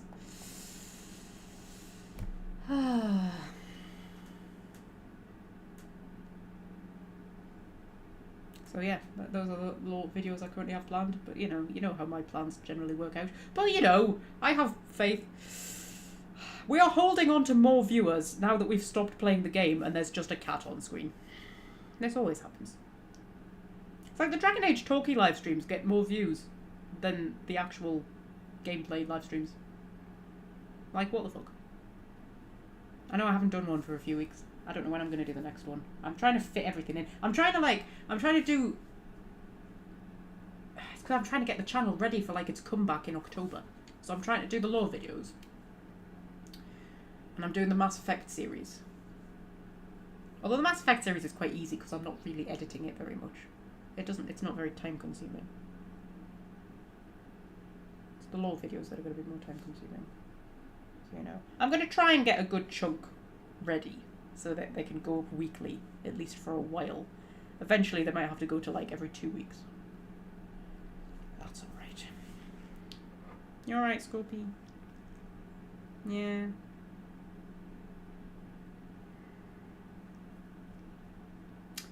Okay.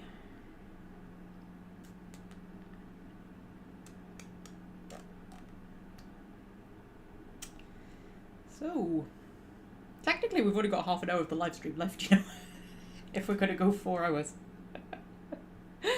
I don't mind overrunning for a bit, though. This has been like a sort of half gameplay, half talky live stream, this one. That's alright. We just go with the flow here, don't we? See what happens.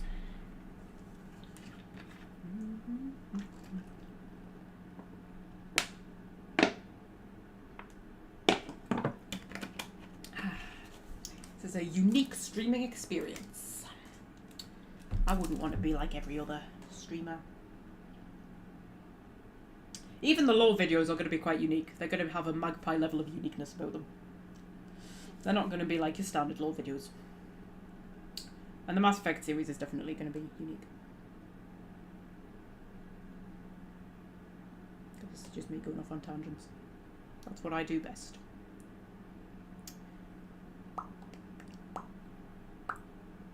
I think I'm better at talking continuously now because I've been doing the live streams. So I was like, because what puts me off recording normal series is the editing, because it just takes up too much time and I just can't be bothered. It's lazy. That's it. It's laziness. But now that I'm good at like just talking continuously, I can just do it unedited, and it'll not be the most entertaining thing in the world. But it'll be like a nice, relaxing podcast. That's what it'll be. Basically, it's a Mass Effect podcast. It's just me talking about Mass Effect stuff while playing Mass Effect. That's what it is. They're quite relaxing. I've been watching them back. They're quite relaxed. They're quite chill. Yeah. The first one is 1 hour and 45 minutes long. But after that, they're going to be roughly an hour each.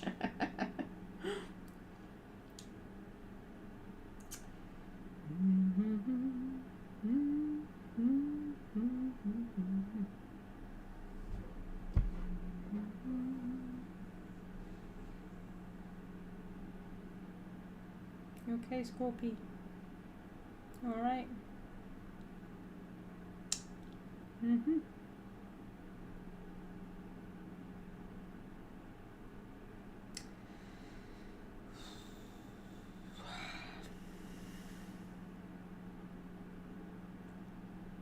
Anybody got any conversation topic ideas? I feel like we've covered pretty much everything already in this stream. Anybody watching anything good? Listening to anything good? playing anything good.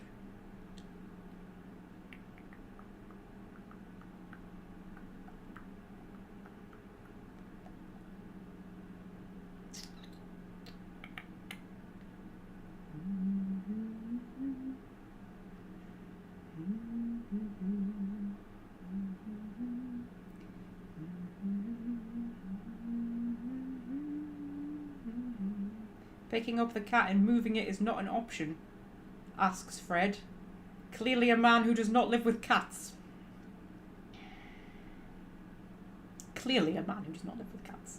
I pick up the cat and move. Like, I mean, firstly, that would just be like sacrilege. Like, I would go to hell. Like, that's what would happen. Like, that would there is no coming back from that. If you move a cat while it's sleeping, that just no coming back from it at all. But secondly, he would just jump back up with a vengeance, and he would knock everything off my desk in revenge. That's what would happen.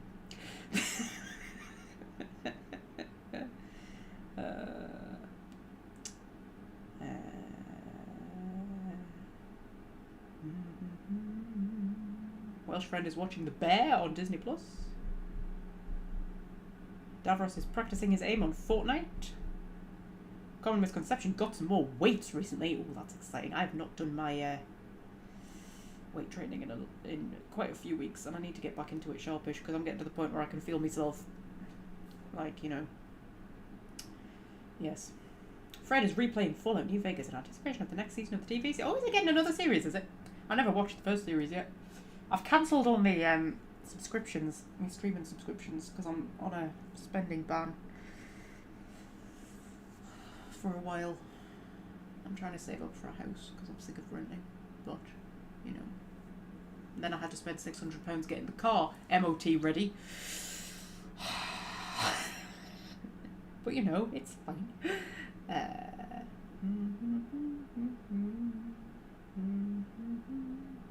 It's keeping them down, that's the problem. Yeah, that's exactly it, isn't it, Welsh friend? You're just like, a cat's gonna go where a cat wants to go. What was I talking about? Oh, cancelling all my subscriptions and things. Yes, so I cancelled like Netflix and Disney Plus and Prime and all of that stuff. And what I'll probably do is I'll wait until there's like a big lot of stuff that I want to watch, and then I'll like subscribe to Disney Plus for like a month, watch it all, and then unsubscribe, and then do the same with Netflix, and then do the same with Prime. Though it seemed daft being subscribed to all of them. Especially since, like, I mean, there's enough stuff on YouTube to keep me entertained.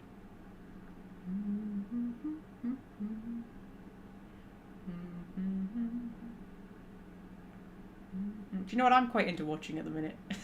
This is going to sound so sad. So, you know, at Disneyland, where all the actors are dressed up as the characters and stuff like that, and people go and film them and then put the clips on YouTube. Like, clips of, like, the evil queen. She's my favourite, I think. And like, just like kids meeting the Disney princesses and stuff like that. I find it oddly wholesome. I really enjoy watching them. I don't know what it is. I just really love watching them at the minute. Just clips of like people meeting like Elsa and stuff like that.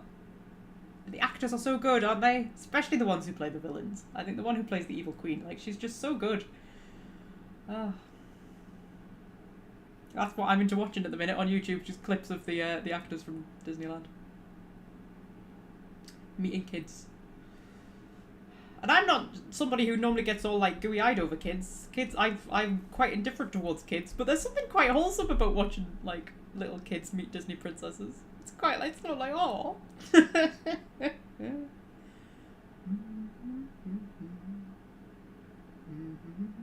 first season of Fallout was pretty good. They made the wise decision of coming up with an original plot, not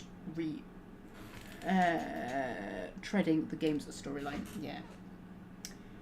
If the Mass Effect one goes ahead, I hope that's what they do. Like, a Mass Effect series set in the Mass Effect world could work.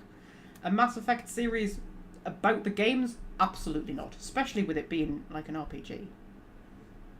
I mean, with The Last of Us, it wasn't so bad, because at least The Last of Us isn't like a set story anyway.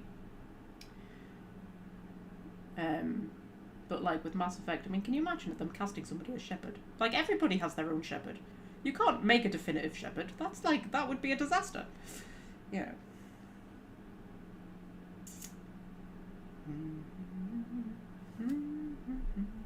You alright, Scorpy? Yeah.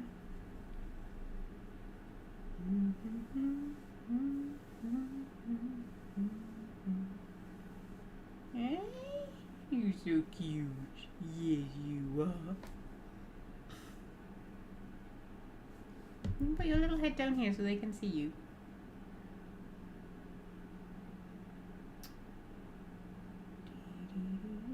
Disneyland actors put up with brutal heat to wear those costumes. That's what I always think. I'm always looking at them thinking, Jesus Christ, how do you wear that stuff?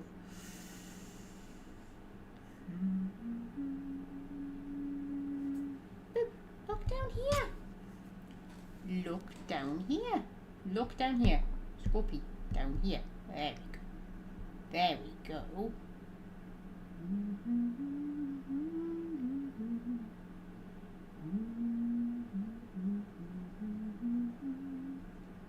Yeah, that's what I'm into watching at the minute, just Disneyland actors.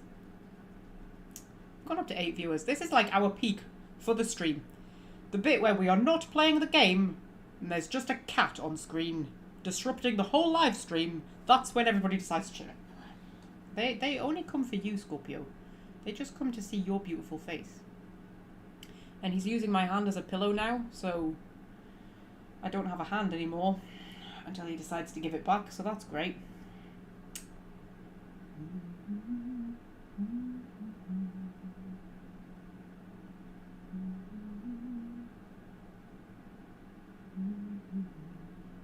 I mean, I would be very tempted to go to Disneyland, but I would have to, like, travel, and I'm not a traveller. I'm not a traveller. I'm not somebody who enjoys travelling. I'm a home bird. I like my own bed, my own bathroom. And like physically travelling, like the actual, like, getting from one place to another, I don't enjoy, and then being away from home, I don't enjoy. I'm just not. I always like to think of myself as being like somebody who'd be like, oh, get out and, like, see the world and experience things. But in reality, I probably wouldn't enjoy it because I'd just be like, I just want my own bed. Also, I couldn't afford it. That's another, you know.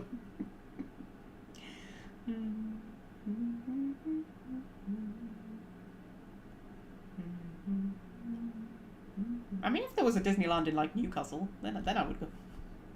Can you imagine Disneyland Newcastle? All the Disney princesses have Geordie accents.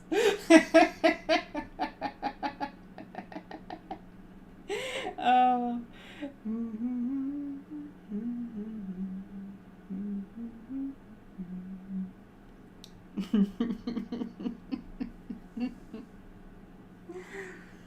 Oh. I'm gonna start a petition now. I want Disneyland Newcastle.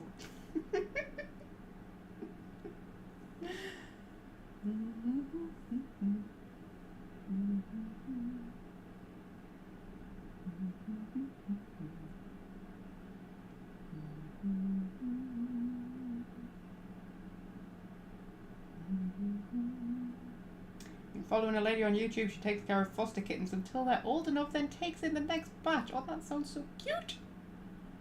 Aww.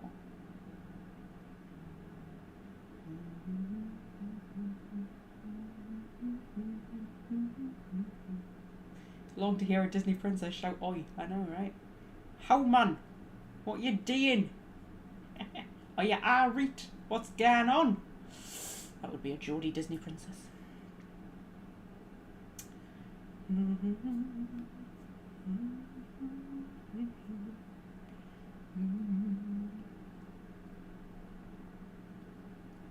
Mirror, mirror on the wall, who's the bonniest of them all?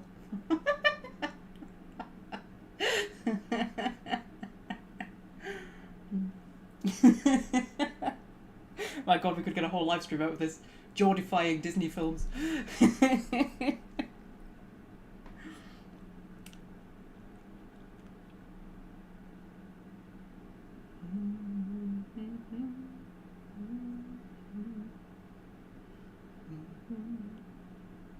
I mean, we've technically only got 20 minutes of the live stream left, officially, if we're going for the 4-hour mark like we normally do. But I feel like I'm happy to carry on, like, until Scorpio decides to move. Like, if he wants to be here asleep for 5 hours, we might just keep going for another 5 hours. I feel like that'll be fine. I mean, he won't. All of a sudden, he'll just decide, I've had enough, and get up and go.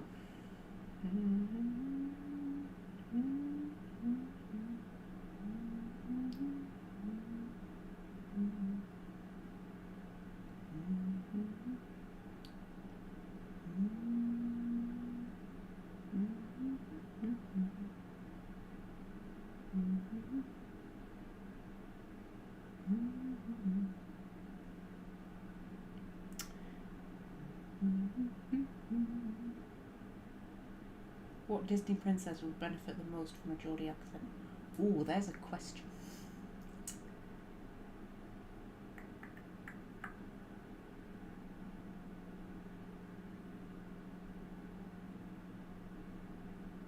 I was quite impressed with how Scottish, what's her name from Brave? Is it Merida? Whatever her name is. I think it's Merida, isn't it? How Scottish she actually was. Like, it wasn't like a stereotypical Scottish accent. It was like an actual genuine Scottish accent. It was Aberdonian, actually. Or very close to Aberdonian. It wasn't like, you know, they could have made her like a proper, like, stereotypical Scot. And that, they didn't. That's like a proper, genuine Scottish accent. And Billy Connolly voiced one of the characters, didn't he?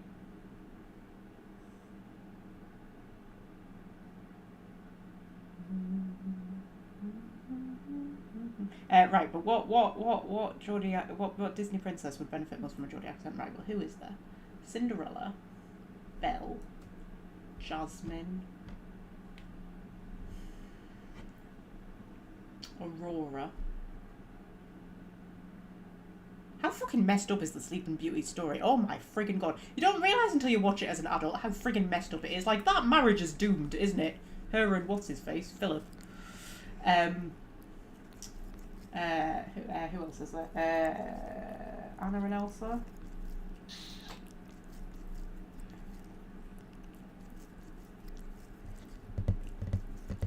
Ariel.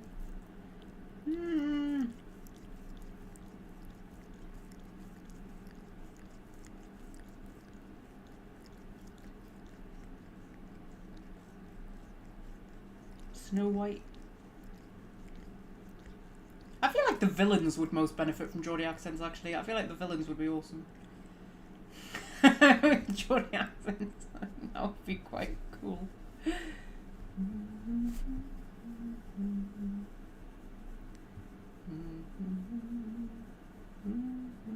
I was going to say it wouldn't make sense for Belle to have a Geordie accent because she's French, but then she doesn't have a French accent anyway, does she?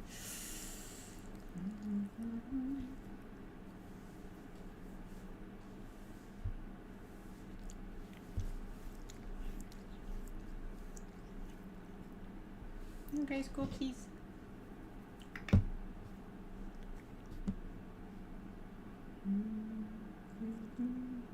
Imagine Jasmine with a Geordie accent, that would be hilarious. Oh, Megara. I know people always tell me Megara's not a princess, but like, shut up. She married a demigod, alright? That makes her a princess. And she is my favourite of all of them. But I one of the things I like about her is how eloquent she is. So I wouldn't want her with a Geordie accent. Not that Geordie accents can't be eloquent, but like Megara has a very eloquent. I think that's one of the reasons I like. I love people who are just eloquent, who just put sentences together beautifully.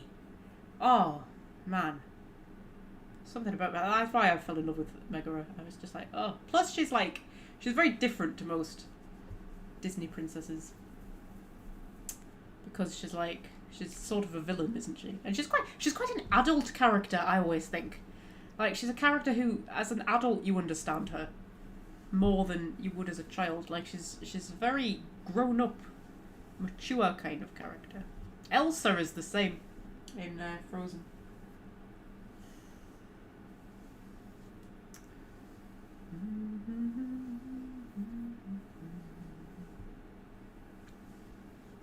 And I've noticed, actually, when I'm watching the videos of all the actors, I would say the one that they never get right, like true to character, is Elsa.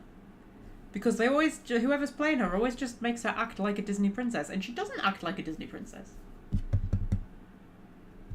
She almost acts more like a villain than a hero a lot of the time, Elsa.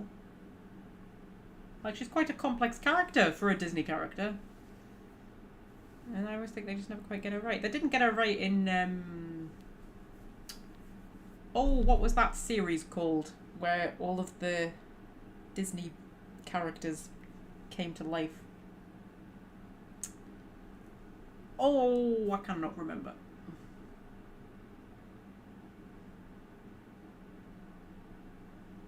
You know what I'm talking about. There was the series with where there was like a town where like Disney characters would like appear or something. I can't fucking remember. And they had Elsa in that. Oh, there he goes. That was a sneeze. You sneezed off camera. You should have sneezed on camera. That would have been cuter. And now he's on the windowsill. Well, cat cam's over. We've still got 15 minutes left. And we've gone down to 5 viewers. Literally the second the cat left.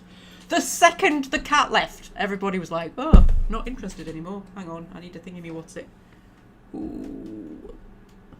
That in the right place? God, my hair looks a mess. Jesus Christ. Oh, I switched my helix out for a little rocket. It had finally healed enough that I could switch it out, and I put a little rocket in. That's kind of cute, isn't it? You think that's kind of cute? I need to wait for the snug to heal a bit more so I can switch that out for something, because it's annoying me. It doesn't look pretty enough. It doesn't look pretty enough. Right. Yes. Marvellous. Let's just... Wasn't Elsa originally supposed to be a villainess? Yes, and Anna was meant to be the hero. So she is kind of interesting. I just feel like they never quite get her character right whenever they write her in anything other than the films. And it's a shame. Because she's such an interesting character. Right. Okay. So... Put the Outer Worlds back on. We've got like 10 minutes. Well, we might go over a little bit. Put that on. We'll get to a convenient stopping place. Right. So, have I put the screen on? I hope I've put the screen on. Right. So, where are we? We're getting to override authorization. Can anybody remember what we're doing or why? I literally have no idea. The cat's distracting me. Oh, okay. Terminal access main laboratory. Critical error. Damage to data storage detected. Memory malfunction detected. Unable to retrieve data. Run diagnostics. Okay. Research data. Errors. Okay. To whom it may concern, this morning I and my colleagues... That should be my colleagues and I, shouldn't it? I and my colleagues. That sounds like a clumsy sentence to me. Gathered in the reception hall. Every 10th staff member at this laboratory was released from service. I am one of them. My indenturement contract to Spacer's Choice, which stipulates a lifetime of productive service as a researcher in the field of organic chemistry, has been terminated. I have served Spacer's Choice for most of my life. Working at the Gorgon facility is the highlight of my career. If I leave Gorgon, I will have nowhere else to go, because my contract guaranteed my work for the duration of my life. To end that contract is tantamount to ending my life. If you have the power to reconsider your decision, I ask you to kindly reconsider. I am willing to work without pay if necessary. This job is all I have. Please allow me to fortify my spirit by continuing to work. Respectfully. Oh my god. This is how brainwashed this colony is. I mean, like... Indenturement is basically another word for slavery. I mean, I know they're being paid, but they don't have a choice in the matter. I think, like, whether you're a slave or not more comes down to, like, whether you have any choice in the matter more than whether you're being paid. And if you're indentured, you don't have a choice in the matter. So they have released him from slavery, and he's begging them to take him back. Like, wow. And if we've gone down to 4 viewers, like, seriously. Honestly. Scorpio, come back. Get the viewers back. Okay. So.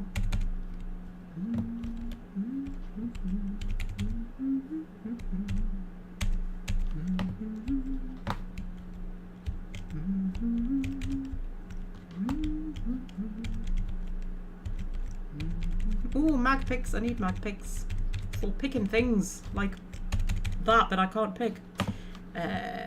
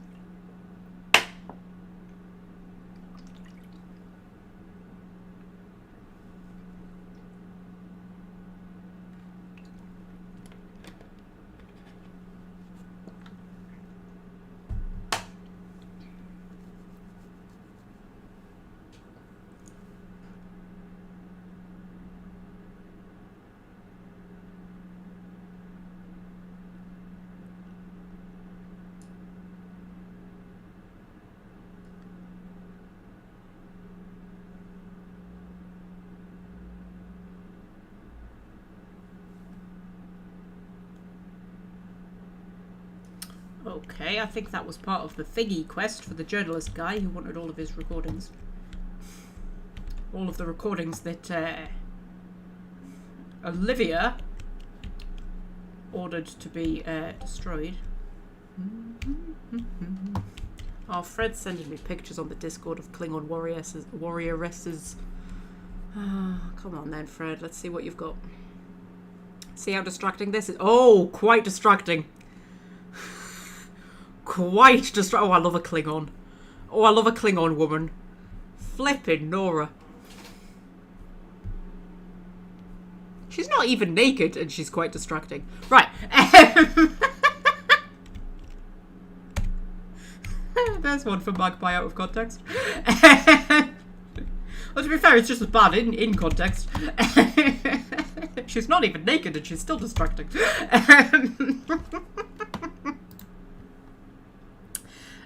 Okay, to Jasper Lowe. Dr. Lowe, I think I speak for all my colleagues in the laboratory when I say I'm worried about the OCI's treatment of our facilities. I can understand dismissing 10% of our staff as a punitive measure. I can understand cutting our deadlines in half in order to motivate us. But, and forgive me, Dr. Lowe, but I can't understand demanding that we send human inquiry our untested compounds. Yes, that is a step too far, isn't it? Many of these compounds aren't tested because we know they're failures. Increasing production means proportionately decreasing quality of enrichment, which means lower compatibility with human metabolism, which means higher rate and intensity of dangerous and potentially lethal side effects. Compound X is a highly complicated formula harvested from the waste of xenocytes, whatever they are. It's complicated because unlike over 50% of Space's Choice nutritional catalogue, the compound was not designed for human consumption. If the good people at OCI understand the complexity of the compound we're dealing with, there's a chance they'll give us the time and resources we need. We just need to get them to understand. This is a problem of miscommunication, Jasper. Just let me go up there and give them a presentation. I'll use markers and everything. What do you think? Can we do this? Okay, and then Jasper responded with, the OCI are comprised by a gaggle of carrion feeders. You go up there with your markers and your charts and your diagrams and they'll chew the flesh off your bones and then charge me for the meal. It's absolutely critical that I finish my research in peace as soon as possible without interference from the OCI. So to answer your question, no, we fucking can't. Best, Jasper Lowe. Okay. Work fortifies the spirit. Today we received our updated timetable from management, courtesy of Mr. Goodfellow. 6-week deadlines are now 3-week deadlines. Some of my colleagues have been sacrificing sleep in order to meet these deadlines. Oh yeah, because that's great, isn't it? What you really want is sleep-deprived people doing science experiments. Yes, that is exactly the best way to go about this. Just make people stop sleeping so they're going to make more mistakes and be really grumpy. That's absolutely the best way of running a company. It's fucking arseholes, honestly. Others have been medicating themselves with very small doses of enriched Compound X in order to combat the fatigue. I'm guessing Compound X is adrenotime then. Work fortifies the spirit, so we will carry on. I count myself fortunate to have been spared the decimation. My former colleagues have nowhere to go. Their departure corresponded with a few critical doses of enriched Compound X disappearing from our storage. Correlation does not imply causation, so I will not imply theft. I'm concerned by the side effects of Compound X. Even in its refined state, repeated use damages the synaptic patterns of the brain. Paranoia, violence, psychosis, and intense anxiety will haunt a repeated user for the rest of their short lives. Our enrichment process does not combat the side effects of Compound X. We were close to a breakthrough, but the damage to our research terminals is irreversible. My hope is that human inquiry will see the effects of this compound in their own tests and report these tests to creative incubation. If incubation is as chilled by these results as I am, they may provide us with more time and more resources.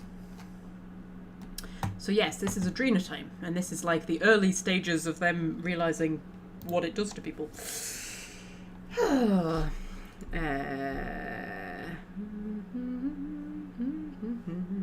Right. A moment of silence for my recent batch of enriched compound X. The element complexity of your molecular structure manifested in the hallucination of my own sleep-deprived mind. 30% lower rate of addiction, 75% compatible with human metabolism, and with a side effect coefficient of just 0.65. If you were our most promising compound yet, Human Inquiry would have been delighted to pour you into a syringe and stick you inside a test subject. You were destroyed in an unplanned sabotage event, which is to say that Mr. Mostley's fancy tables couldn't predict this would happen. You were almost perfect. Our lab will never see the likes of you again. Fucking hell. Compound X is notoriously difficult to enrich. Its molecular structure is fussy. In small doses, the compound provides a massive boost to energy and productivity. The clever buggers at OCI do not seem to understand this principle and have asked to increase our dosage with every batch. High dosage Compound X is even harder to enrich, and a poorly enriched poverty-stricken chemical has none of the protective layers that inhibit dangerous side effects. So what we have is a cocktail of very bad side effects chased down with one massive rush of euphoric energy. Pleasant but incredibly dangerous. I can only hope HIA's reports agree with my assessment. Oh! So they maybe could have made it work then. They maybe could have made it work. But the bosses were idiots and wouldn't listen to them. Yeah, that sounds about right. Right. Okay. So.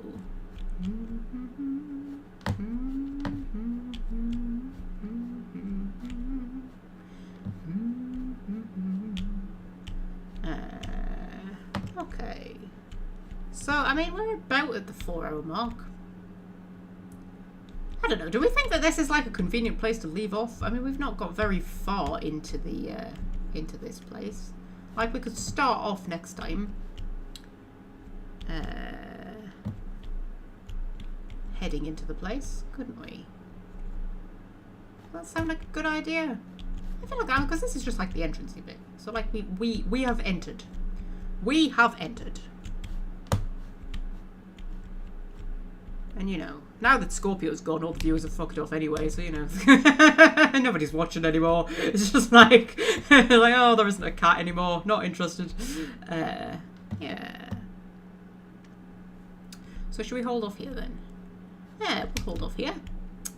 That sounds like a plan to me. So, the next live stream will be next Saturday at the usual time of 3:30 GMT, and we will continue with the Paralon Gorgon DLC. We might even get it finished next time, possibly. I can't quite remember how long it is. Yeah. So I think we'll finish Paralon Gorgon, and then we'll do Murder on Eridanos. And then we'll crack on with the main story, because I think we're quite near the end. I mean, relatively speaking. I reckon we'll get this finished in a few more weeks, maybe? I think we'll get it finished before The Outer Worlds 2 comes out. I think we will. See. Anyway, so yeah, we'll leave it off there then. I shall leave you with this beautiful view of a slightly terrifying but kind of awesome cavern. And I shall see you next week, my lovelies.